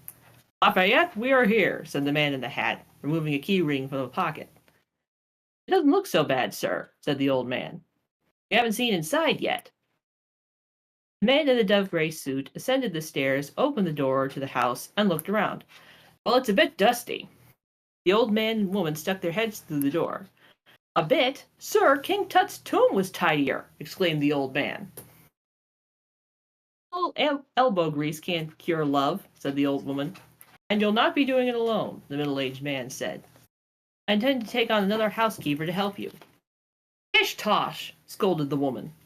"I'm not that old." "Marie, perhaps help would be beneficial. This is an awfully large house." She sighed. "Perhaps you're right, Will." The middle-aged man turned around. "You've both served my family faithfully as my butler and housekeeper. It's now my job to be faithful to you. Why else am I so deliriously rich?" The man in the dove gray suit walked through the house, sneezed once, then opened the door to the butler's pantry. He pulled a flashlight from his coat pocket and looked around. Well, this'll need to be rewired. Ah, there it is. He lifted the trapdoor from the floor, coughing on the dust. Just as Hazleton said. He shone his flashlight into the hole that was revealed under the floor. Need a new ladder. That one looks like it's been here since the Civil War. Will and Marie joined their employer and looked down into the hole themselves. Does it go all the way, do you think? Asked Will. Hazleton said so. He's the expert, replied the man in the dove gray suit. If I were you, I'd lay up a good store of food. We'll have hungry visitors. Scene 3. I think I'll stop there. Why? How much is left? 1, 2, 3. Several paragraphs yet. Oh, okay. Well, you've got my full attention. Great work. Great work. It's sounding, the quality of what I'm hearing so far is right up there with all your other stuff. There's not anything specifically that is standing out yet. There was one funny part that you paused for that I definitely did chuckle at. I'm trying to remember what it was immediately, but I'm sure someone else will. Other thoughts? Hi, me. Hi. So your quality of writing is really good. The only thing that I'm questioning, and it's not this isn't you should do this. This is just a sort of kind of my opinion. Take it with 1,000 pounds of salt, as usual. Cersei, how evil is she? Is she turbo very evil? So she is. Let me see. She's I'm trying to think of a good character to compare her to. She's not quite as bad as Maleficent, but she's kind of in the Ursula end of evil. That's still pretty bad. How entitled is she? Extremely. And how powerful is she? She is the most powerful living witch at this point. Okay. So in my opinion, this is just my opinion, Cersei should just straight up murder that guard.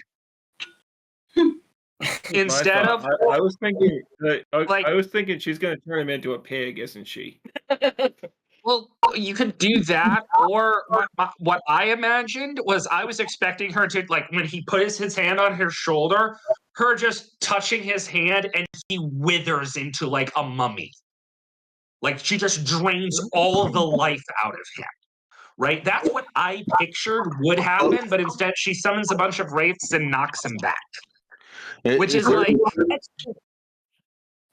any guard worth their salt would be like, excuse me, hold on, I have a job I've got to do, right? You know, if he's worth his salt. If he's a sniveling coward, then he might run away, but then that's getting more into the character of this generic guard, unless you want to use the guard as a representation of the populace at large, then you could theoretically do something like that. But now we're getting into more complicated things. I guess my point is, I think Cersei should do something nastier to the guy. Are we talking about Cersei's as in the Greek god Cersei's? I believe we talked about that last time. Didn't we? I don't know if I haven't been here for a couple months. But Cersei is the same one from Greek mythology, but she's also combined with the Queen of the Night from Mozart's The Magic Flute, and one of the witches from Macbeth. Macbeth? Okay. So, something, if you're basing it off of the Greek mythology, Cersei's was said to have, anyone who angered her was said to have been turned into like a servant of hers, like a slave. Yes. I don't know if you would want to take it that far, but well, she is going to be doing some of that later on in the book. So yeah, that would be a way to set that up. It's just a thought anyway. That's just that. I mean, I love your stuff. I think you're a good writer. All your usual, like, the quality of your writing, of the writing itself is like not something that I have to question ever. You know, so yeah, it's just that one thing, that one moment was kind of like, it felt a little Disney. Not to like poo-poo Disney, but it was sort of like like I don't know, you're setting up all this darkness and dreary and all this stuff, so there's a certain amount of like uh standard metaphor that's being used and stuff, and very obvious like imagery. So you can kind of do that, but I think maybe raising the stakes just a skosh here, like really ratcheting it up, I think that could just help give her a little more punch, especially since this is the first thing in the book. That's true. Jesse, yeah. So anyway, I had something. So, is the tone of the book meant to be super serious or like whimsical? I'm leaning to there are going to be some serious parts. And there's going to be whimsical parts. So, like, is it for the most part though? It's trying to be like not a silly story. It can be a serious story that is not taken too self-seriously. It's got enough got enough whim. To give you kind of a feel of at least what I've seen of it, I haven't actually read the first book, though Debbie has. It takes place in kind of a 90s world where a fantasy world exists alongside of it and moves back and forth. There's active travel and commerce between the two worlds. But like Transformers gets mentioned and stuff like that. So you have these ogres and elves and all that type of stuff in our world talking about stuff that we know. That's the kind of vibe of it. So like we're not going Once Upon a Time level of serious. Are we aiming for more like sillier than that? A touch. Yeah. Just a little bit. So I'm trying to think. Maybe it's character coaching. What this character needs to do is either she's an inconsistent character, which you can have villains be that way, but they're not as scary as villains. But if you make them consistent with their actions, then it becomes a little more compelling. So something like the whole Braden had mentioned earlier, like making people she hated her servants. What if she turns him into something that makes him a servant? Maybe he could even be like a recurring character. Like turns him into a bar stool, or I don't know, like a field rat. Or turns him into a field rat, and now he's like chasing around because he wants to be let free. Or think what's the scarecrow in Howl's Moving Castle? A bit of a recurring character that you don't really think too much of until later on. So that could, I'll have to think about. Yeah, that could be like something that's consistent with the mythology, and it sets up the character that she actually has, like her morality as well. Making him wither away like a mummy would be horrifying, and I'm sure you could pull it off in a whimsical way too. Maybe he just like wanders off, or he dies. Either or, it's your story. It's just keep things in mind, like character consistency, what's their morality, in general tone of the story. All right, reads. Are you guys ready to read? Yes. Yeah. Fantastic. They're ready to read. They are Reed. I get it. Hello. Hello, Mrs. Reed. Hello. Yeah. So Aaron and I have been kind of working together today a little bit on the Maiden's Child. Finally getting more of it kind of put together, and we have a more cohesive idea of what our plot is going to look like. So that's awesome. One thing I hadn't done that Aaron did was went through and started naming all the chapters, and just as like a brief overview, like the first few. We have like Sheriff of Numadon, and then we have like Witches in the Night, Brothers of Shadow, a King in Edendel, the Embassy of Arlon, and those all sound epic. And then one that kind of just popped out to me. He's got this one. The chickens are not spies. No. Your chickens are not spies. Yeah, and that's chapter 2. Yeah, for whatever reason, that just stood out to me, and I'm not reading all 50,000 words of this in a day. That just wasn't happening. Yeah, he's kind of a machine. He just had more time than I did, and it just worked. I looked at it, and our speeds were pretty similar. I just don't have a whole lot of time. Anyway, I thought it captured the more whimsical nature of the story and what we're kind of going to. It is rough draft stuff. Yeah, chapter 2 especially. But I'm going to just pass it off to him because I read through it and it was quite whimsical and interesting. All right. Liena Nalis Adarian Dragonflower was the wife of a Levidarian Dragonflower. While her husband was killing the Naturan spy in his office, Liena was gathering the eggs that her chickens had laid. Some of the chickens were easy to deal with, some pecked at her hands, but all gave up their eggs eventually. Chickens were a very popular farm animal in Karatua for many reasons. It wasn't just because they produced eggs and could be fed pretty much anything, though that did help. It was primarily because chickens could not be possessed by witches. Unlike other flightless animals, Karatua chickens were not under the dominion of the witch, because all creatures that flew or swam were under the dominion of a different elder, who was faithful, and her name is Vivaya. Because the Karatuan chicken is a bird that happened to lose its ability to fly after it arrived in the Seven Worlds, it is still under the dominion of this elder, which simply means that witches generally can't possess them and use them to spy on you. Only a blue elf could do that. But in this age, blue elves were rare and weak. Many farmers, especially those who are paranoid, would pass over the opportunity to get a free cow or horse or a sheep because they simply didn't want an animal that might suddenly become a spy. One day, without the farmer noticing.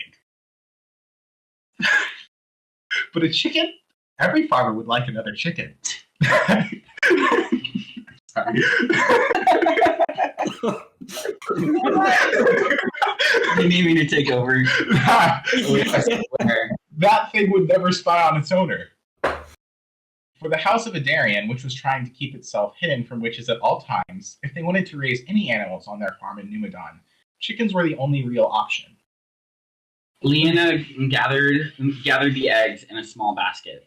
There were 64 of them today. Perfect, Liena thought, as she placed the eggs in the basket. A wave of heat and pain stretched across her abdomen, which caused her to drop an egg. A little less perfect, she thought. When she was finished, she put the eggs in 4 cartons of 16 each, minus 1. She brought the 4 cartons back into her house, which had the store in the front. Liena said the store. Liena's little store had 5 shelves in the middle of the floor, beside the shelves on the outer wall. The shelves were not very full, but they did have stuff on them here and there. The store really did have a theme. It didn't really have a theme either. It just had things. Liena placed her eggs on the 5th shelf of the store, which had the fish others had brought in. Oh, yeah. Which had the fish others had brought in. There were also hymnals, simple instruments, and other pieces of music on the other side of the hallway. All right. She went through the 6 different departments of the store, which were each based on one of the 6 elders.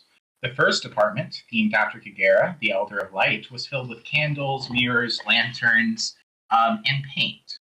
The second department, themed after the Elder of Water, had buckets, bowls, plates, pots, pans, and everything else you could need for your kitchen. It took Liena a long time to figure out what she would put there. The third department was themed after the Elder Vitukadar, who was called both the Smith and the Gardener. The department had, this shelf had bags of rice, carvings made from wood, marble, and amber, basically tools like hammers and shovels, and a number of toys and books, among other things. The fourth department, themed after Reka, the Elder of Time, was full of calendars, arithmetic textbooks, history books, and even some Western watches. As for the fifth department, that was where Leanna had put all of her eggs, fish, and music. The music was on the half of the fourth shelf, which was taken up by the fifth department, whereas the animal products were on the fifth shelf. As for the sixth department, which took up the second half of the fifth shelf and the shelf on the outer wall, that shelf had cow milk, leather, wool clothing, and any other products that didn't fly or come animal products that didn't fly or come from the sea. Finally, the seventh wall at the back, themed after Nuna, the seventh elder, and the other elders, was full of Roseanne religious texts and also blankets. Some found the organization of Leanna's store unusual, but some found it perfectly understandable. Most thought it was strange that Leanna didn't just sell one thing like eggs or flowers, something that she actually produced. But for many, it was undeniably convenient for them to be able to find many of the things that they needed in one place. After putting the eggs in their proper place, Leanna went outside to the flower garden. Leanna and her husband grew a few things: flowers, corn, a patch of potatoes. Most of the stuff they ate came from the forest around them. The forest provided plenty of food for most people to be content, but some did consider gardening to be a fulfilling hobby. Leanna was growing many different types of flowers in her garden. Some were from the nearby woods. Some were said to be from the seven worlds. And some were said to be from the seven worlds. But some were also said to be from distant and an ancient world known as Homestar. As the Homestar and Eden. That distant world is where the human race supposedly came from. And that world was also central to the religious beliefs of Leanna and other Caratuans, as it is said that the people of the seven worlds will be saved on the day that the voice is heard, which comes from that distant world. Okay. Leanna was making a bouquet of roses. One of those roses came from the distant world. It was the only plant on Yudao which had any thorns at all. Plants on other worlds had thorns, but not in Yudao, a place where the soil is blessed. No plant has any thorns at all. But it is said that when roses were first brought to Yudao, the number of their thorns multiplied, as if they had gathered every thorn which should have grown and placed them on themselves. Roses on Yudao also changed. So whenever a thorn was cut off and placed in the ground like a seed, it would spring up and grow a new rosebud. This made the rose the most difficult flower to work with. Oh, okay. But it was also considered to be the most beautiful. And the flowers of Yudao's roses also took on healing properties after arriving there. And let's just end it there because it kind of goes on. Yeah, this chapter right now, this is the first draft, and it originally didn't have the title "Your Chickens Are Not Spies." What it's going to be is her husband Darian is going to run into the store, all freaking out and testing his animals for signs of intelligence to see if any of them are spies, because his identity has just been revealed to his coworkers. And then his wife is going to get a hold of him and to be like, these guys are your friends, they're not going to betray you, and your chickens, they're not spies. The very reason we have them is because they can't become spies. I love that my brother is ranting on and on about the chickens not being spies. He has this beautiful thing in there with the roses and the rosebuds, the thorns, and it's just call it of roses and thorns, dude. Of roses and thorns. Hey, look, I'm not trying to pick sides here. I'm leaning chicken. Yeah. Definitely chicken. Absolutely chicken. Your ability to set a scene and create an environment that's actually easy to follow and visualize is mind-blowing. Oh my word! And like the way that you have the whimsical quips that you're making while describing things, that's hilarious. You started talking about the chickens and literally the lore. I'm sorry. This is like I'm sorry, this is Tolkien and trees. You spent like a page talking about chickens. It was entertaining the whole way through. Doing a bunch of lore dumps. I'm being introduced to this world for the first time through the lens of these chickens. The demon. Maybe just call it concerning chickens. Concerning chickens. I like concerning chickens. I'm like, this is that's what it feels chickens. Like. I'm not kidding though. It feels like chapter 1 concerning hobbits. That's what it gives. It gives that exact same feeling. Well, and immediately when I started hearing the chickens thing, I went to the Took who invented golf, right? That's exactly what this is like. And Andrew Peterson does the same sort of thing in the Wingfeather Saga, but he almost does it more Princess Bride than Lord of the Rings. But it's that same sort of whimsy that you start out with, adding the whimsy into the lore and getting the chuckles as you go along. It helps ease the great seriousness of the world building, right? And it also gives you a chance to have a narrative voice that can be serious and say beautiful, amazing, wonderful things about this world, but also it's kind of silly. And this is something Nate Wilson talks about a lot. Alex, you know all about this. Nate Wilson in Notes from the Tilt-A-Whirl, especially Daniel's been reading it. He's been talking about we live in a world where giraffes exist, right? And giraffes are absolutely ridiculous and insane, and you begin to describe a giraffe to someone who's never seen a giraffe, and it's just ridiculous, right? Now it's majestic and amazing and beautiful, but it's also absolutely ridiculous. And that's one way to really show beautiful, amazing world building without it being dragged down. Also, just want to say, I adore listening to you guys both read a lot more. Yes, absolutely, 100%. Yeah. And I really did like whenever Daniel was like trying to figure out what the word was, and Aaron would just pop in, and then Daniel would keep reading like nothing happened. That was great. That was fantastic. I thought it was annoying. So what you got? Yep, there's Notes from the Tilt-A-Whirl. Very nice. Oh, that's the Pillars of Creation, right? Nice. Cover. Yes. Yeah, it is. So this is the new author's collection version. Go out and buy it. It's beautiful. It's amazing, and I love it. You got yours signed. The only thing mine is signed. I'm sorry. The only thing that I added to his little thing tonight was the little scene where she's collecting the eggs, and there just needed to be a little bit more whimsy in there. Of she's getting the eggs and it's perfect. She drops one. Yeah. She drops it. Yep. Mm-hmm. Yep. Doesn't she like make her remark as well about one of the eggs? That's too bad or something. I don't remember what she had said. A little less perfect. A little less perfect. Yeah, I was like, that creates so much more character and life to this world because of that. Just those little things that matter. I need to go back and there's so much stuff. So much stuff. Other thoughts, anybody, before we move forward with some other stuff?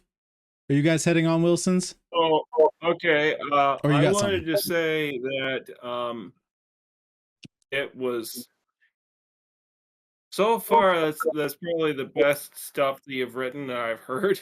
Okay. I'm telling you, Aaron, listen to my judgment. He didn't let me read it. Thank you. Man, right.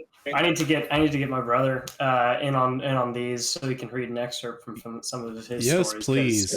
Absolutely, 100%. Bring Steven in on this. Yes, I absolutely will, because that reminds me a lot of one of the guys. chapters. Let Ian finish. Yeah, let Ian finish, y'all. Get interrupted again. Anyway, so I thought it was very well crafted. I honestly, I'm stuck with the chickens. I like the chicken title. Chickens can't be spies. I like that. Keep it. It's wonderful. I mean, the roses thing is great, but should it just be chickens can't be spies? No, there's going to be a line at the end where Lena's grabbing Adarian by the shoulder. And it's like, your chickens are not spies. Gotcha. This is the very reason we have them. They can't become spies. So it's a line of dialogue. Gotcha. Exactly. So you just keep that in there. And with that, we're saying goodnight. All right, everybody. Wilsons, we'll see you all. Bye. Thanks for being here. Night. Okay. So we have Jesse, we have Brendan, we have Joel. Do we want to go ahead and get Joel out of the way, or Jesse, do you want to go, or Brendan, do you want to go because you're looking tired? What do we want to do? I kind of would like to go next, if for no other, like all three of mine are short, and I'm going to make it a choose your own adventure. So you have sword and sorcery outline of a fight scene, you have anime outline or web comic outline of a fight scene, and you have tender moment between two characters in a D&D style game, or not game, D&D style story. Pick one. I like C. What do you guys say? D&D. I'm all for tender moments. Yeah. It seems like we're C. C it is. Dark Knight. Okay. So the context of this scene is that the group they are at a fortress. They are really briefly. Alex, can you quote unquote take over as host for 2 seconds if needed while I use the restroom and be right back? Yes. Thank you. Continue, Brendan. Also, Alex, Debbie may have something to contribute, like specifically to this, because it is more of a, it is a lot more heavily romantic implied. But anyway, okay. 1 sec. Putting me on speaker. The backdrop. You can continue. The backdrop of this is that it is the night before a major battle. The priestess, because there is a priestess of a deity of light and sun and goodness and shenanigans. Think Saren Ray if you know standard D&D lore. The priestess just gave a speech that was inspiring, but it wasn't like, oh, rah, huh, let's go and beat the bad guys because they're horribly outnumbered. It was more of a, listen, we're probably going to die, but remember why we're here. It is because of all the people back home that we do this. And yeah, I don't know what the speech is because I haven't written it. Because this is literally the only scene with these characters that I have, and I had to get it on my head. So it's the night before this big battle. They're in the fortress, and the characters in question, you have a Dark Knight who is basically a warlock who made a pact with an undead dragon to get revenge on some people.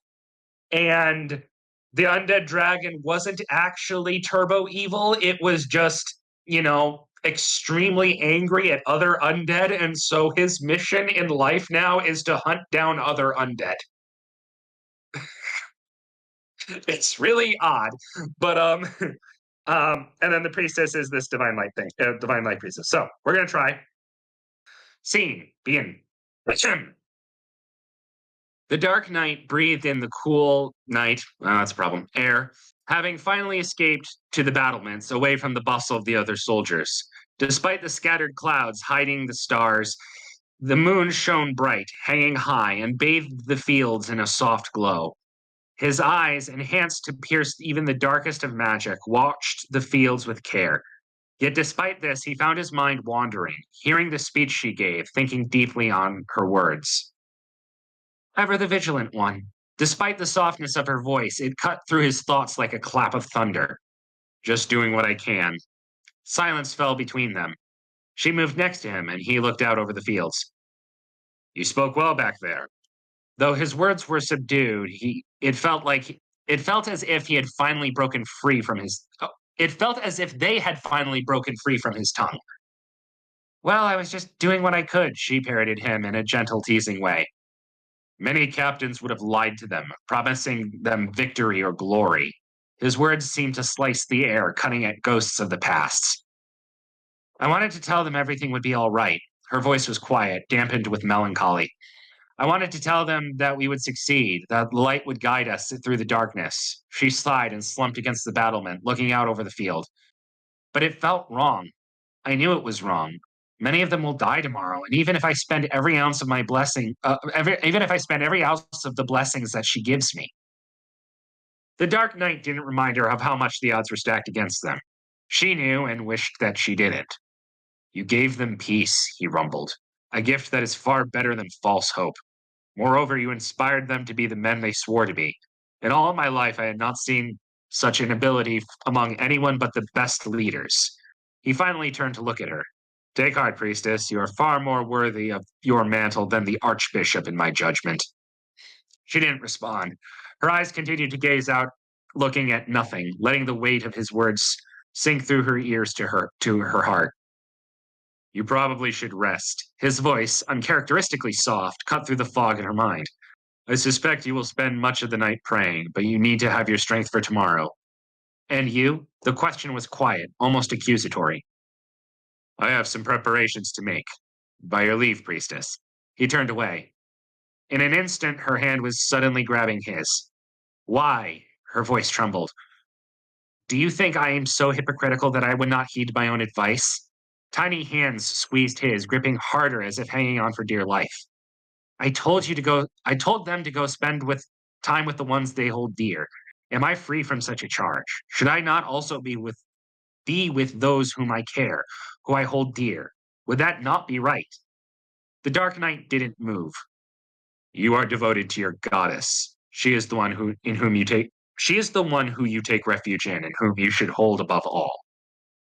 So I'm not allowed to be close to those around me. Her grip tightened further. Must I be so detached like you? Her question quaked with emotion. Something deep within his chest quietly stirred. I did not mean to disrespect you or your deity. A dry laugh spluttered out of her. Oh, sure, that's the issue. How long have we been journeying together, and you think you can feign ignorance? She drew in a shuddering breath, then another. Please let me stay with you. The Dark Knight may as well have been a statue. You know what I am. The hardness in his voice returned. According to your church, I am an abomination, a soul who is lost to the darkness, an empty husk at best, and a corrupted fiend at worst. You sought power to bring those who wronged you to justice. I agreed to give myself to the service of death, so I would be able to bring vengeance down upon them. And now you use that power to defend those who cannot defend themselves. Why can't you see that what you're doing is noble, honorable even? Why can't you see that I am dangerous? I am bound by my word to serve the undying, just as you are bound by your faith. You aren't an empty husk. There is a man in there, one who clings on to the living, one who protects him. There's a man who I would drag myself through fire if it meant he would live. In a sudden explosion of motion, the Dark Knight spun around and pulled the priestess into a close hug. You idiot, he whispered. You are a hope to people. You are a light to guide men through darkness. I am hated and feared by practically everyone. Many of your own plot against you simply because you associate with me, let alone how your God would condemn you for breaking bread with me. He sighed, his arms tightening around her. If you keep on this course, you will destroy yourself. I fear no condemnation from the Lady of Light, and I know that I am not the only one who would stand with you. Her voice was defiant, knowing something in him has stirred. You may not fear, but I fear for you. The Dark Knight's rough voice was quiet, unused to being tender. I know not how I would respond if something were to happen to you. Are you certain we will survive? The question ripped them back to reality. If I die, I will go to her embrace, and if I live, I will face the future head on. He tried to push her away gently, only to find her holding his arms. Please let me stay with you. He looked away, and for the first time genuinely looked vulnerable. Reaching up, she turned his head to look at her. If this is my last night, let me spend at least part of it with you. He sighed, defeated for the second time since their journey began. If it is truly what you would want, and if you are certain of accepting the consequences, he paused, trying to find the words, I would be happy to spend time with you. And that's all I got. No, nothing untoward happens. We are not that kind of writers. What I heard I enjoyed. There was a word that you used. I don't think unused to it would work. I'd say not used to it. But yeah, because unused is usually not. It's not used in that way usually, but I would use not used. That was the one thing that I heard since I heard half of it. Other thoughts, folks? Oh, they're dancing. Yeah. They're reenacting the scene, actually. Yeah. Dance distraction. Yeah, that was exactly how it went. Yeah, so he did the hug thing, and I like while he was talking about it in the scene, I was like, wait a second. Yeah, I've seen this one before. Yeah, Good no, dialogue. I know it's not. I know it's not great, but and we could argue about, we could quibble about the semantics, but like I know that the character, none of the characters are evil, and it's like this isn't a weird, oh, she's trying to save him kind of deal. This is just a genuine, like, two people who have been working together for a really long time sort of thing. So that dialogue, dude, very clear, very concise, very compelling. I was engaged the whole time I was hearing that. That was very good. To get another chair, but even hearing the partial bit towards the end, like, you're evoking some really somber, heart-rending emotions there. And it's like, coming back into the room, and it's like, whoa, what did I just walk into? Yeah, the thing that matters isn't just the world that you're building, it's the people in it. And not even knowing the outside world around this, it's hinting at a much bigger plot going on. But it's like the story of these two characters and what they've gone through and what they've experienced, who they are, is so clear here. Mm-hmm. Like, oh, that's very good. And the idea, I don't know, maybe this is it's like the Dark Knight. He is he's more of a noble character than he gives himself credit for, and that's what the priestess is trying to convince him of. And I do want to contrast that to you saying just a moment ago, it's obviously it's not that great. And I'm like, that blew me away, dude. Soldiers, stand down. We're temporarily shifting gears for a commercial offensive. Hello, I'm Sarah Levesque, Editor-in-Chief of Logo Sophia magazine. I would like to invite you to explore our Pilgrim's Journal of Life, Love, and Literature, both in visual format and in podcast format. Our goal is to help bridge the gaps between different Christian denominations and traditions. Please visit our website at logosophiamag.com to read or listen to stories, articles, poetry, and more, all for free. We look forward to journeying with you. Attention all creative forces! The Poets at War Creative Network is calling you to the front lines of faith and artistry. From our command post, we're broadcasting a different strategic operation each week. The General's Report, poetic essays from the trenches of Christian creativity. Creators and Crusaders, interrogating the finest minds on the artistic battlefield. Poetry Bootcamp, forging the weapons of modern epic verse. The Broodcast, our covert gathering of literary commandos. And stand by for special deployments, Burnt Marshwiggle, navigating the theological quagmire. And Jubal's Wardrobe, sonic and visual artillery direct from HQ. The war of ideas rages on, and we need every creative mind on deck. Tune in every Friday to join our ranks. Your orders are as following. Be your family's bard. Do not turn to the right or to the left, and the Lord will be with you wherever you go. We'll see you in the trenches on the Poets at War Creative Network. Soldiers, rise and march forward. We've returned from the commercial front lines to resume our poetic campaign on Poets at War. That was very fun dialogue. Pull a Daniel is what he's saying. Can we just appreciate how good Jesse is at like being encouraging and like saying really good, like very concisely explaining very concisely explaining what is good and why it's good. Like that is, I didn't even think about that. Well, typically when you get heavily criticized for long enough, you learn to take the good with the bad, and then eventually you learn to find the good in the bad, because it's sometimes wrapped in there. Kind of like the Dark Knight. He thinks he's this really real big bad guy, but it's like, no, there's good there. Yeah, we definitely keep Jesse on these things. He's the best respondent. Jesse cast card of inspiration. Robertsons, did you have anything for Brendan?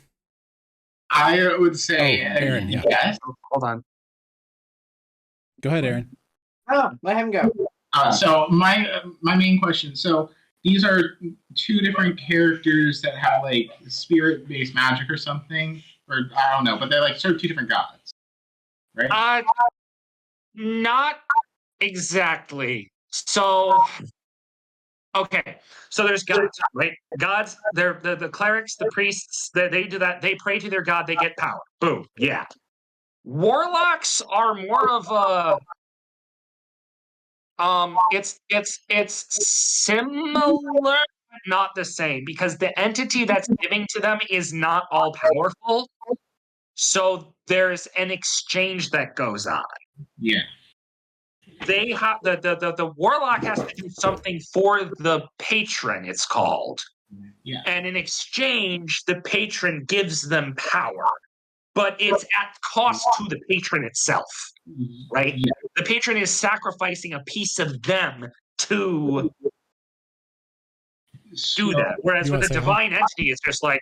Yeah, my question was basically, so this is basically the classes are paladin and warlock, or is it cleric and warlock? Casey wanted to say hi to y'all real quick. What was the question?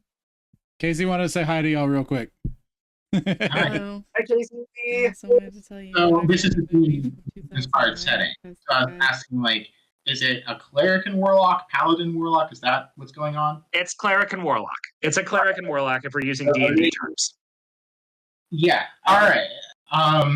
So it definitely does feel very interesting to tie this kind of spiritual relationship that these characters have as like being a massive element in their romantic relationship.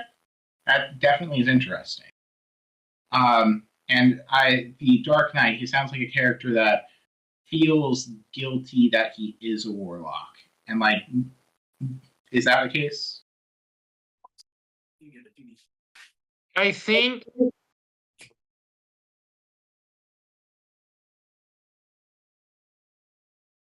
there is a particular character archetype that I like that is in two stories where it is the person who believes they are a monster, but they feel like they have to be a monster in order to destroy other monsters.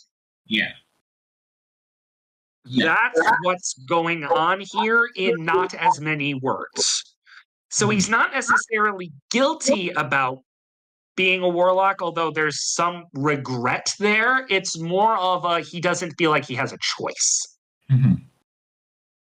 But he probably would try and escape if he could, and it felt like he had a choice. Yes and no. But, this is who he is, and he is very effective at what he does, and so he sees no reason, or when he started off, he never saw a reason to be different because someone's got to do it. I see. And I'm good at it. So anyway. So I'm nervous about saying he feels guilty. Like that might be it there. I haven't gotten a firm enough grasp on it to know what the emotion is exactly? It almost felt very much akin to conversations I've had with friends who have walked away. It looks like she wants to say something. Yeah, I think Debbie needs her input because Brendan specifically asked for hers.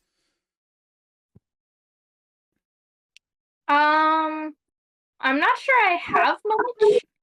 The voice I imagined her character for is Queen Clarion from the Tinkerbell movies. Kareth just went, oh! Like that's how I imagine her character.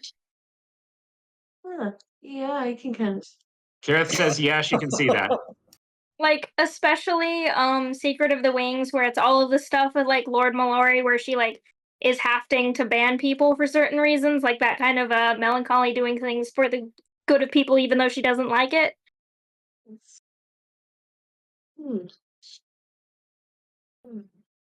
Okay. I'm sorry, I don't know the Tinkerbell movies. I'm telling you to go research, watch them, and use Okay. Queen Clarion as a character reference to write your speech later. I can do that. Go watch Tinkerbell. Hey, surprising places. Hold on. Kareth just went, yay, we have a date.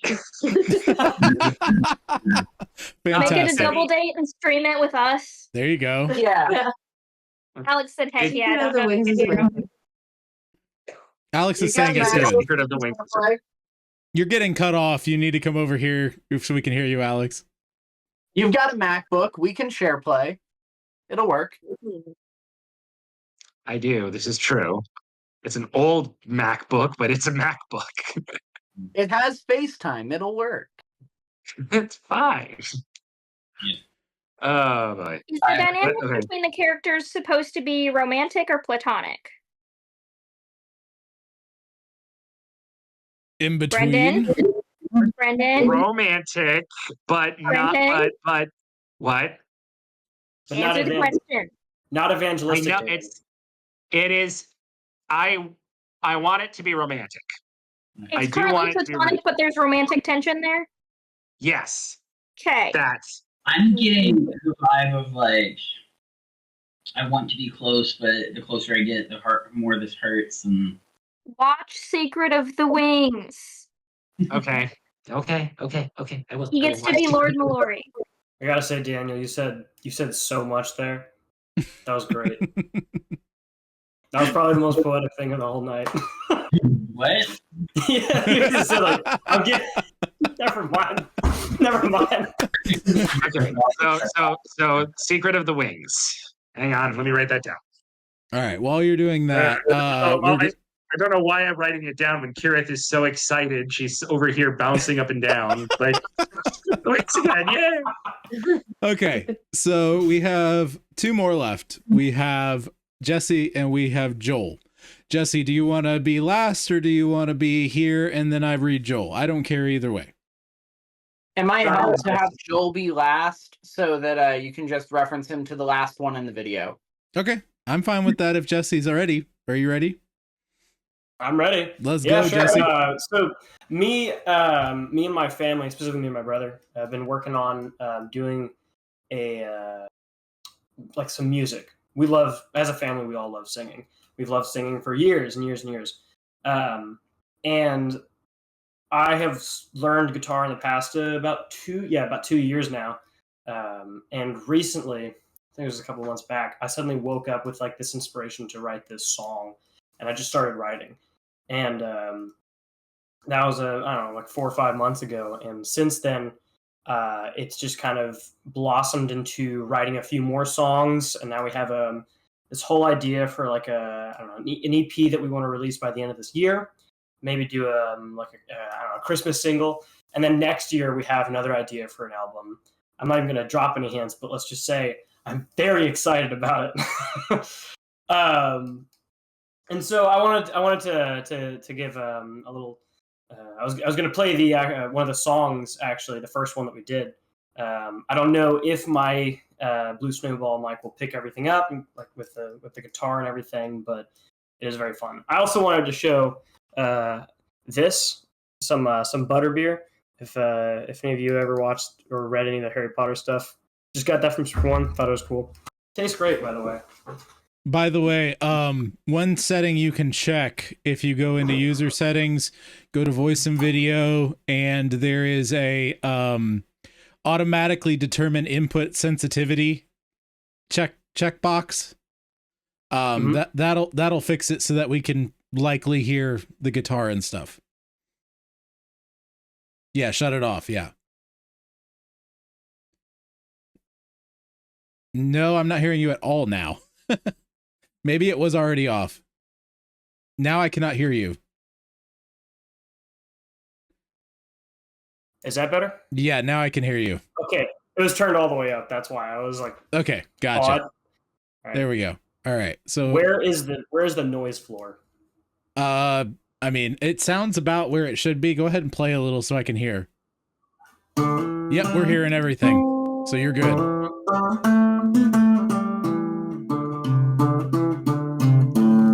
There we go.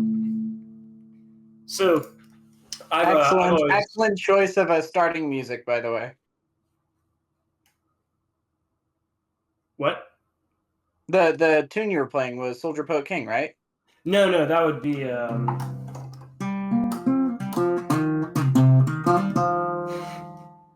Okay. It sounded like Soldier Poet King to me. And it does a little bit, yeah, because I get a lot of inspiration for guitar from Oh Hellos. Not just them, loads of others, but yeah. Let's see. So I've always hated terrible worship music, and so this song, it wasn't meant to be like a worship song, but it kind of just became it. My roommate just got back, so I might have to. I'm gonna say hi to him real quick, but just keep that in mind. Like I hate terrible worship music, but I do quite enjoy folksy tunes, and I was like, can we get them together? So I'll be back in just a second, and then I will play. We'll talk amongst ourselves. This has been a really, really good one. Black Friday is always good. I'm telling you guys, Black Friday is a great broadcast every year that we've done it so far. Which is it only 2, or is this the 3rd Black Friday? I think this is the 2nd Black Friday. 2nd Black Friday? I could be wrong. I'll go back and check the archives, but I think this is the 2nd Black Friday. Me and Mom are going to have to remember to turn our hearing aids up for this next part. Gotcha. So, Jesse's a great singer, by the way. Fantastic singer. 1 second. If Broodcast starts showing... No. I was going to say, I think everybody here has heard him sing. No. Pause. Jesse's a fantastic everything. Yeah. I want to be Jesse when I grow up. And I'm older than him. Yeah, but I was just going to say, like, one of these days, actually, Mom should share the song she wrote. Ooh, yeah, that'd be so good. Yeah. I just got back and I put my headset back on, and it was max volume, and I got an earful of, I think it was Aaron scream laughing into my brain. I'm not. That's funny. All right, we're ready for you, Jesse. Alrighty. Everyone else mute.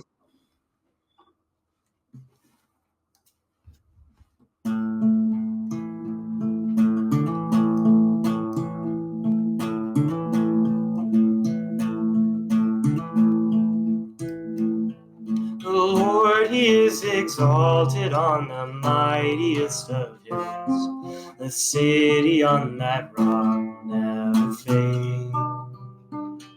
Your kingdom's on the sand, and your rulers of man will make the final stand, fall away. The wicked will not thrive, oh calamity they cry, festive laughter as they all fall away. The trumpets they all ring, joyous laughter as we sing, oh Lord, you are mightier than they. The garden once been green, all its flowers to be seen. The fruit upon one tree for babies to eat. Your insolence and pride demanded it as a tithe. Now the garden is not yours to tend and keep. Meritless you be, foolish man, as you can see. Your folly and your ignorance, your sin. Your wickedness no more, tainting history's barren shore. As sure as leaves from trees decay beneath. Oh, the wicked will not thrive, oh, calamity they cry, festive laughter as they all fall away. The trumpets they all ring, joyous laughter as we sing, oh Lord, you are mightier than they. When mighty kings of men rode forth to wars without an end, their banners gleaming high for foes we render. Chariots of iron, battle plans the Lord's connive, for sharpening and shields a test were put. The legions bursted forth, declaring holy foreign wars. The war within themselves left unconquered. The standard shred and torn, battle lines once strong now weak. Ruthlessly them dash from underfoot.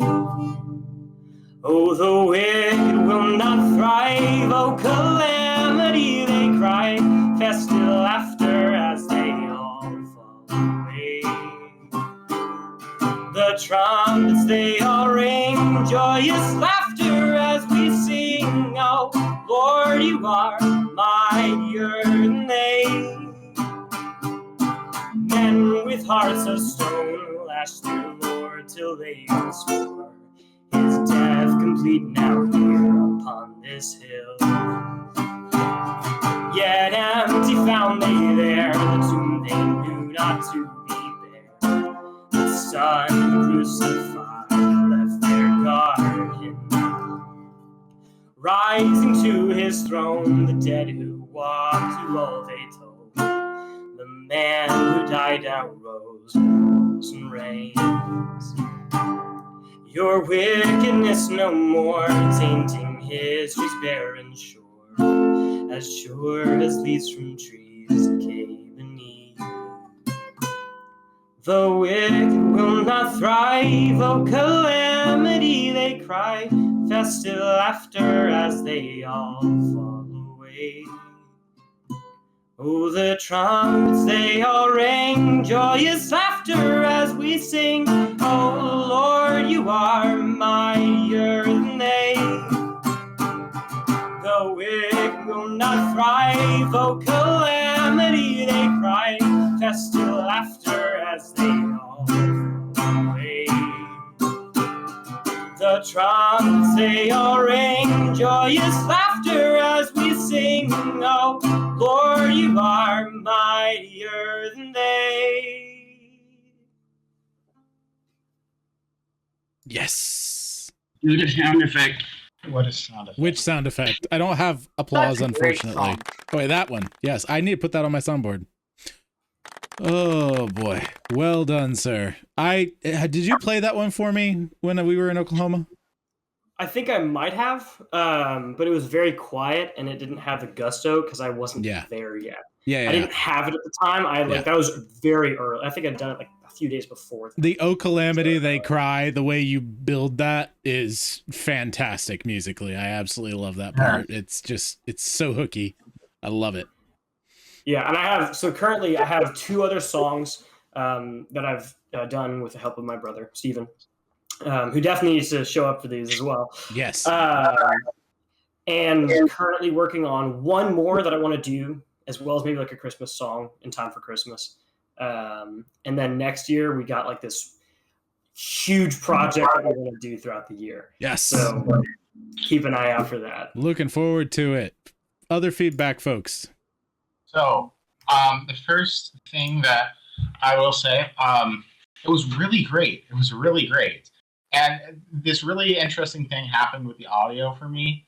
The noise floor was actually a bit too high. Your voice did get quiet enough to where it became difficult to hear at some points because of the noise floor. But this really weird thing happened with the guitar where it's like you heard the attack, it rise up in volume and then go down a bit and then just cut off. And like that sounds bad, but for some reason, like it just really that made it really hit the spot for me for some reason. That's odd. Yep. All right. Yeah, it's the way that's recorded. I don't know. Maybe you could do something with that. Maybe. Learn how to use that. So a few things. One, Kareth says that it reminded her of the Grey Havens. Yeah. So the band or like just a location? The band. She is. We're working on getting through the Lord of the Rings with her.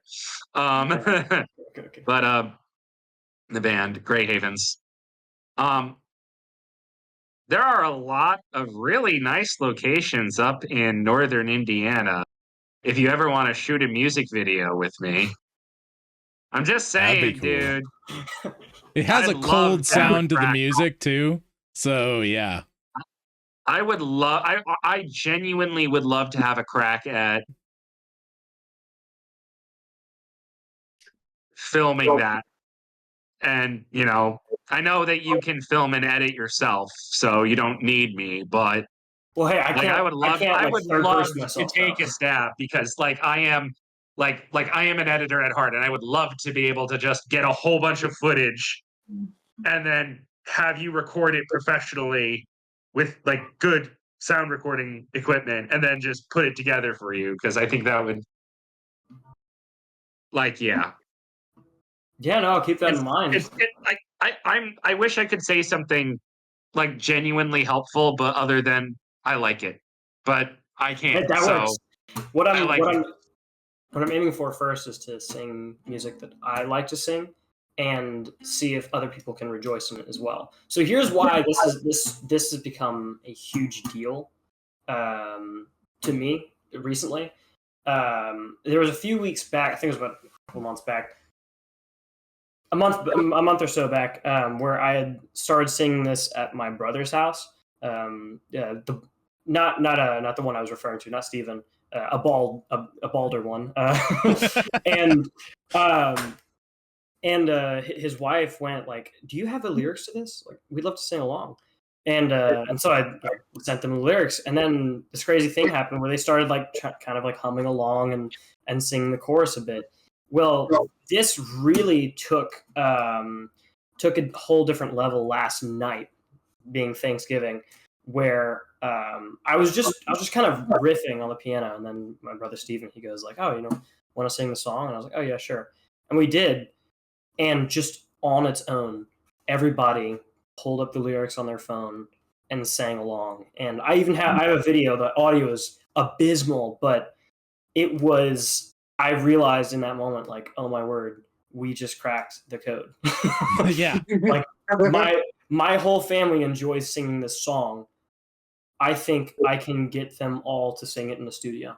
Ooh, yes. Before the end of this year. Oh wow! And I'm like, I can do it. I was like, we can do it. I even told them that. I was like, before the end of this year, I want us to sing. I want us to record these songs. My mom and I actually had one little thing that we wanted to add. We thought it was great, really rhythmic. I was kind of dancing along to it the whole time. It was a lot of fun. Keep going, man. This is great.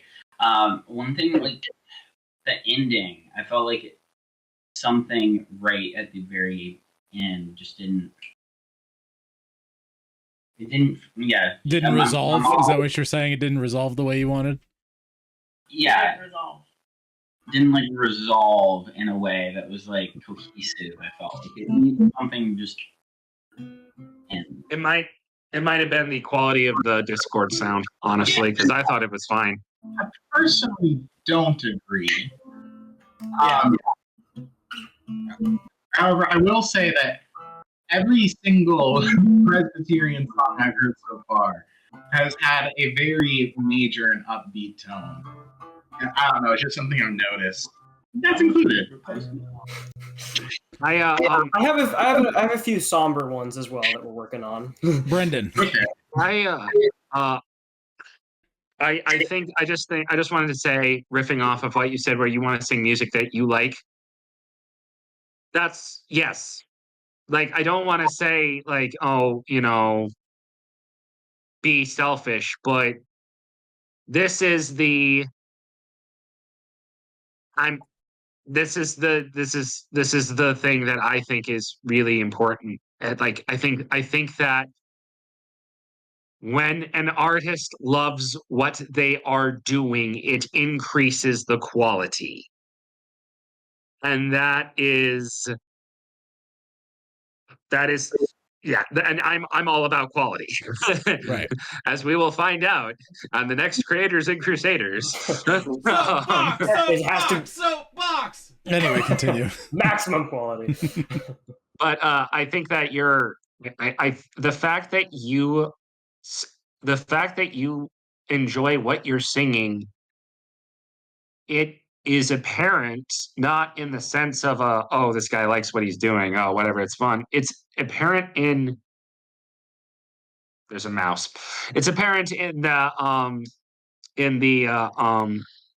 fact that the song is so good. Mm-hmm. Agreed. Thank you. So, we have one more thing tonight with Joel. Then if people want to hang around, they can, whatever. But that's the last thing for the show. He sent me 8 pages. I'll go ahead and get into it for Jesse and anyone else who's listening on the recording later on. Joel's story Joel is from here in Augusta. Cool guy. He doesn't always get to make it because he has a D&D group, but he likes listening and likes sending his stuff in. So he is writing a novel that is sort of Roland Emmerich, world-ending kind of a situation where we have an alien invasion, but it's twofold. There are good guys coming, and there are bad guys that are trying to infect people with nanobots that make them zombies. So, hey, by the way, really quick, one other thing about Joel. He actually watches these and he gives feedback. Thanks for your feedback last time, Joel. I really appreciate it. That's right. Yes. Thank you, Joel. Thank you. All right. So I'm going to go ahead and get started. This is 24 Into the Darkness. A figure emerged from the gloom so suddenly that Zoe jumped. She tried to scramble away. It's okay. It's me, Fox said, holding out his hands. She relaxed her shoulders. I didn't recognize you without your wings. I think something is over there. She pointed across the room. I think I can hear her clangs. He looked into the dust. I hear it too. I think the gate on that side of the room is locked. The room was empty when we came in. He knelt down beside her, speaking with an unworried voice. You can see through this dust, can't you? You can see through this dust, can you? Can you? She asked. Oh, right. Say thermal, he said. The world changed from a gray-green to dark blue. He had put some goggles on her, if I remember correctly. Across the lobby, the 2 glowing orange bodies stood, beating their fists, causing the clanging noise again. Her visor zoomed in, showing they were standing on the far side of a gate. When she moved her head, the view retracted. The lights were still giving off heat, even though they were off, and she saw a few rats in a corner by a trash can. Night vision, she tried timidly. She tried timidly, and the green came back. Okay. Why don't we see if you can walk now? Fox reached out his hand to her, unconcerned with the other side of the room for now. It's only been, 10 minutes, maybe 15, Zoe protested, taking his hand and allowing him to pull her to her feet. I think it will be a while before I can walk across the city. She's wounded at this point. Gingerly, she tried to step with her bad leg, expecting at any moment to feel a strong pain. To her surprise, none came. She put her full weight on it and was shocked at how strong it felt. She looked at Fox. Starlet made it sound way worse. It doesn't feel bad at all. No, it was pretty bad, Fox said. I just gave you some advanced fast-acting treatments. I have never heard of a treatment anywhere near this fast, she said in disbelief. I know. He turned so she could see his back. His wings emerge, stretching out from a device on his back. They seemed to be made out of pure energy and glowed brightly in the night vision. He made sure she got a good look, then they dissolved into a small shower of sparkles that faded out as they fell. You're going to be learning a lot of stuff today that you've never heard of. That you've never heard of. Learning of a lot of stuff today that you've never heard of. She took a few steps around and felt her strength returning. From across the room, the gate clanged again. The sound sent shivers down her spine and made her skin crawl. She took his arm, staring into the cloud of dust. His hand was warm as he rubbed her arm, reassuring her as he led her along the wall to a dark row of vending machines. One lay on its side, surrounded by the broken glass from the window. Fox reached in and filled his pouches with energy bars, nuts, and other snacks. Isn't that stealing? She asked. Nope, it's officially spoils of war at this point. Besides, the rats will get it all, long before someone can come and check on it, he said, gesturing to the debris blocking the stairs. His wings opened, the tips glowed bright red. He burned through the plastic window of the drink machine and pulled out several bottles. Plus, we're going to need it, he continued. Here, do you like these? Don't open them until we're out of the dust. At the thought of food, Zoe felt very hungry again. She put the snacks in her pockets and took the drinks from him. They were cold. Giving into curiosity, she activated the infrared again and looked at the drink. It was black, and she could see the cold radiating off around her hand. It reminded her of a negative from an old photo. She looked back at the two people at the gate still trying to get in. One was wearing glasses, and it looked as if he had black holes for eyes. Do you think they are corrupted? Definitely, he replied, grabbing some more candy bars. How can you tell? She asked with a shiver. Lots of reasons, he sighed. For one, they heard us and are trying to get in. If they weren't, they would call out. But the big reason is they are unfazed by the dust. Listen, they aren't coughing. This revelation struck her instantly. Anyone not wearing a respirator in this thick dust cloud would be hacking up a lung. Why aren't they coughing? She asked, dreading the answer. Because they aren't breathing. Zoe winced. Fox stood up and began leading her towards the door. As they drew near the gate, he drew a sword. She closed her eyes as he stabbed both of the corrupt through the gate. Only after she heard the clang of his blade smashing the lock did she look up. He slid the gate aside and they stepped over the bodies. They looked like teens. She wondered if someone would be left to miss them. I guess the choice to sneak in here cost them their lives, she whispered. It would make no difference if they had been up there, Fox said as he lifted his rifle from its sling and led her down the next flight of stairs. Are the corrupted like zombies? She asked. He responded with a shrug and continued to move down the stairs, his rifle in front of him. Is it an undead virus? She tried again. No, but in some ways, it can help to understand their actions and how to deal with them if you think of them that way. The corruption isn't viral or even biological. His voice was barely audible through the speakers. Then what is it? She whispered. It's complicated and classified. He aimed his rifle and fired a single shot into the darkness. She was surprised at how soft the shots sounded. Once again, the helmet was helping her, this time by muting the loud noise. At the bottom of the stairs, Zoe saw the body crumpled on the floor, a hole in the head. The blood didn't flow as she had seen in other wounds. She thought through her medical training and came up with an answer. The body had been dead prior to the wound. The heart had stopped pumping some time ago, and the blood had thickened. Wait here, Fox commanded. Moving quickly now, he shot twice more, dropping two ahead of them, then checked right and dropped a third. He darted around, checking behind the pillars. Finding 2 more, he quickly shot both.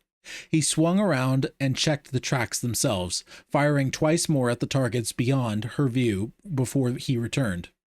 That's all down here. Let's get moving.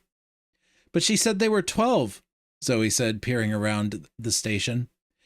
Maybe they are in the bathrooms or down the tunnel. Our job isn't to find them right now. He led her to the edge of a platform and hopped down. Putting his rifle on his back, he turned to her and held out his arms. She jumped. He caught her as gently as if she were a delicate porcelain figure.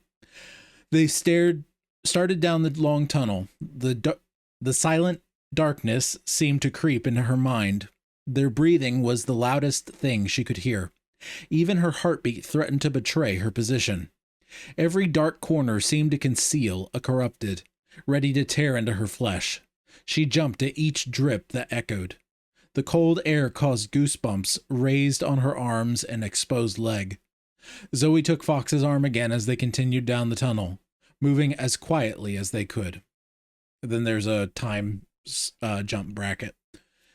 It was so quiet in the tunnels, Zoe barely dared to breathe as Fox led her down the tracks. Not wanting to tax her leg, he kept their pace slow. The air was clear from the dust down here. He took his respirator off and started drinking from one of the bottles he had picked up. She lifted the visor. It was pitch black down here without the night vision. Without letting go of his arm, she started digging into one of the bars from her pocket, even though it was too dark to read the label. She was so hungry she didn't care.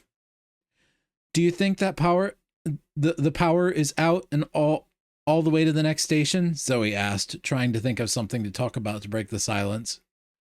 Probably not. Here. His wings came out again and glowed a dim red. It was enough to see where they were stepping and what they were eating. Does this help? Yes, thank you. He seemed to notice how tense she was. We can sit for a minute and have a rest, if you want. He held his wings over them, and they brightened slightly. They sat against the wall and took the food and drinks out. She ate as if she was starving. She didn't know where this appetite had come from and was glad they had brought so many snacks. Her fear seemed to be pushed back, following the darkness as it fled from his wings. As she ate, her tense muscles began to relax. Her breath became easier. After her 4th bar and opening her 2nd drink, she glanced up at him and noticed he was watching her. A small smile crossed his face. I don't usually eat like this. I don't know why I'm so hungry, she said, becoming self-conscious. Sorry, I shouldn't stare, he said, looking away. It's the treatment. The fast healing needs a much higher caloric intake to keep it up. Oh, well, then I don't feel so bad. But that's the 2nd time you act like you have never seen a girl before, she teased. Oh, he rubbed the back of his neck and stared down the tunnel. You just look so much like your grandmother. You know my grandma? She asked, tilting her head as she watched him. Yeah, before a long time ago, he mumbled. He took out some sort of device and fiddled with it. It was obvious he didn't want to talk about it. Zoe knew her grandma Hannah very well. She had lived a happy, mundane life. She had worked with some youth centers for many years, and maybe that was how he knew her. How he knew the connection that Zoe was her granddaughter. How he knew the connection that Zoe was her granddaughter was beyond her. Begrudgingly, Zoe decided if she didn't want to go back to silence, she better change the subject. It would be easier to ask about her grandmother. It would be easier to ask her grandmother about it later. The Kita person, who was she? Zoe asked. She said you were one of her soldiers. Kira. She is the captain of my ship. What did she say to you? Oh, she was just yelling at me for knocking over the hospital, he replied dismissively. Then he added, and she told me to go slow with you. Your wings weren't red before. Can you change their color? She tried again.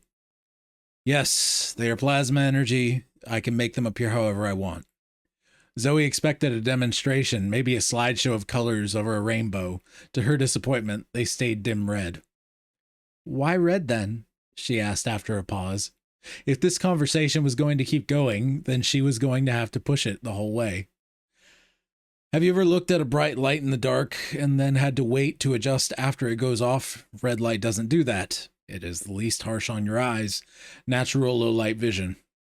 Just then there was a noise from back down the tunnel they had come from. His wings went out and she scrambled to pull her visor down. At first, she didn't see anything. The noise continued to grow. In the night vision, his eyes seemed to glow to an almost white brilliance.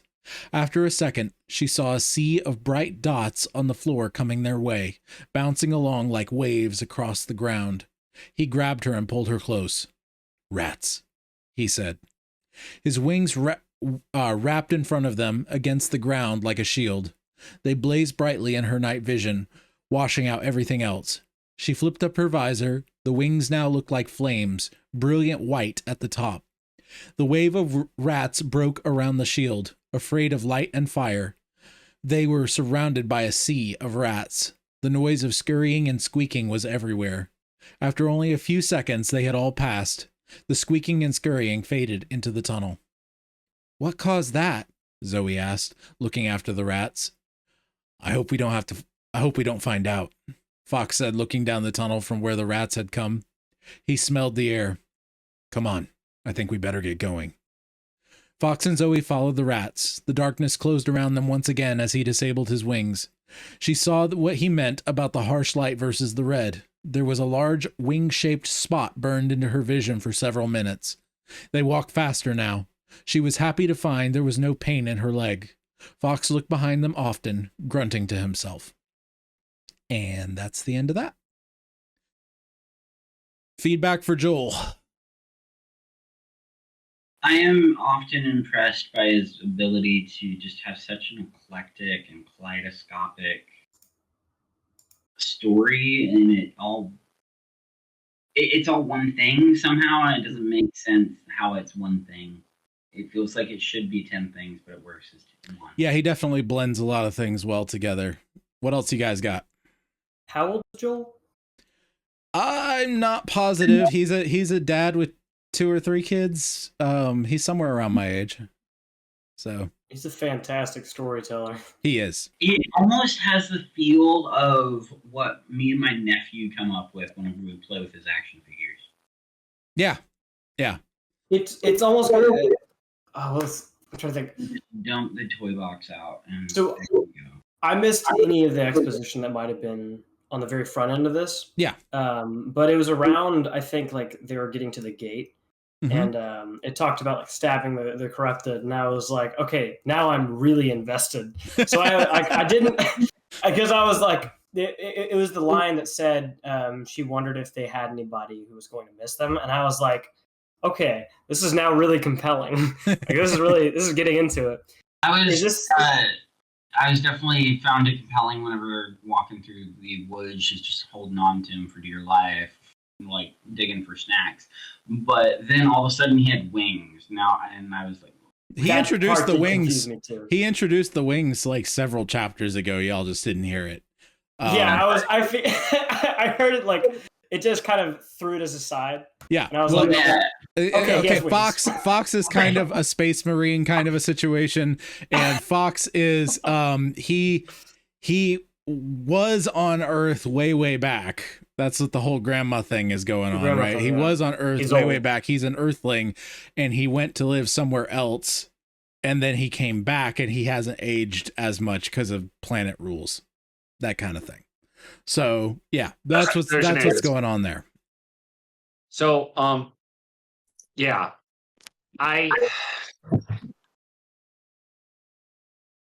I'm sure he has an answer, but one thing that I'm really interested in, maybe he will explain it in a later chapter, is how you can kill these things. Because with normal bodies, like with normal zombies, right? The body still functions. You shoot them in the brain stops the control of the what's it called? Basically stops the nervous system, which stops sending signals to the muscle. Fine. Except that's not what's happening. These aren't zombies. These are if you go back and listen, Jesse, you'll find this out. These are nanomachines. The nanomachines are the things puppeting the corpses, aren't they? I don't think they're corpses. I them- don't think they're corpses. I think they're still living, and No, they're dead. They're very dead. I Okay. remember them being very dead. Okay, I might be wrong. Maybe Joel, you can answer that in the bird. What did he stab them with? Maybe it's like a nano killing machine MacGuffin. It could be an EMP style thing where when upon impact it sends out a electrical pulse that kills electronics. That would work. But I'm really interested in hearing him explain how you stop that. Right now, I might not be understanding what the nanomachines are doing. The nanomachines might just be basically poking the nervous system in the brain and causing, and the brain is still the thing. Yeah, that would be more doing everything. That would probably be the most efficient way to do it. So it'd probably still work. Alex, do you have something? We're also, but anyway, I'm just curious. That's all. Yeah. Did you have something or not? No. Not really. I enjoyed it. I always like his writing because it's very cinematic. I don't have that much helpful critique or comment, though. Yeah. I like cinematic writing, and he very much, like, I've never had anything close to a problem visualizing how the movie adapted from this book is going to turn out. Reading it visually, like I did notice there was one spot where he reverted back to present tense and then came back to past tense. He started past tense, then there was a small spot where he was present tense and then went back to past tense. So outside of that, I didn't see a whole lot of issue. Go ahead. Based on what Brendan was kind of saying, if the nanomachines are the ones controlling this corrupted, and honestly that makes a lot of sense for zombies now that I think about it more, then the most efficient way for them to do that would be to send electrical impulses into the brain, and it would still make sense that shooting them would, in the head would knock them out. But it's also possible that you could have, these electrical impulses sent out more on location. So maybe you can have situations where corrupted can survive a headshot. And it also would be cool to see corrupted get killed by electrocution, because that's not a normal way for zombies to die. But it seems like it would work if nanomachines are what's going on. Right. An electrocution dagger. And maybe, those ones that survive headshots, you need the daggers for. Right. Alrighty. Well, if no one else has anything for Joel, I'm going to go ahead and wrap the actual episode here, and then we can hang if we want to for a little bit. Wait, Jesse's raising his hand. Jesse, go ahead. I just had a quick thing. There was a moment I kind of made a mental note at the time where he had just mentioned the way her hand was like glowing. He used the example of a photograph that was negative. Because negative. of the cold. Yeah.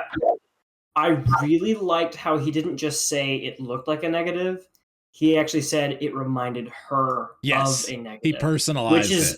That's doing two things. One is it's giving a visualization of what this hand looks like. Two, it's telling something about the character. Yep. Somehow, some way, she knows what a negative would look like. Maybe she's familiar with photographs. She might not even be, but it's saying two things at once. It's a very smart way of doing exposition. Yeah, it's personalizing the exposition to the character, which is always a good move. A good point. Good point. All right. Well, everybody, be your family's bard. Do not turn to the right or to the left, and the Lord will be with you wherever you go. We'll see you next time in the trenches on Poets at War. All right. Appreciate you guys. We're lying, reaching, warning, yeah. Our imaginations run wild and free in Middle-earth or Narnia. There's magic in what we believe. This has been the Broodcast on the Poets at War Creative Network. Inkling-style Discord chat, last Friday of every month. To join our ranks of writers and artists so you can share your works and skills, please visit joshuadavidling.com/brood.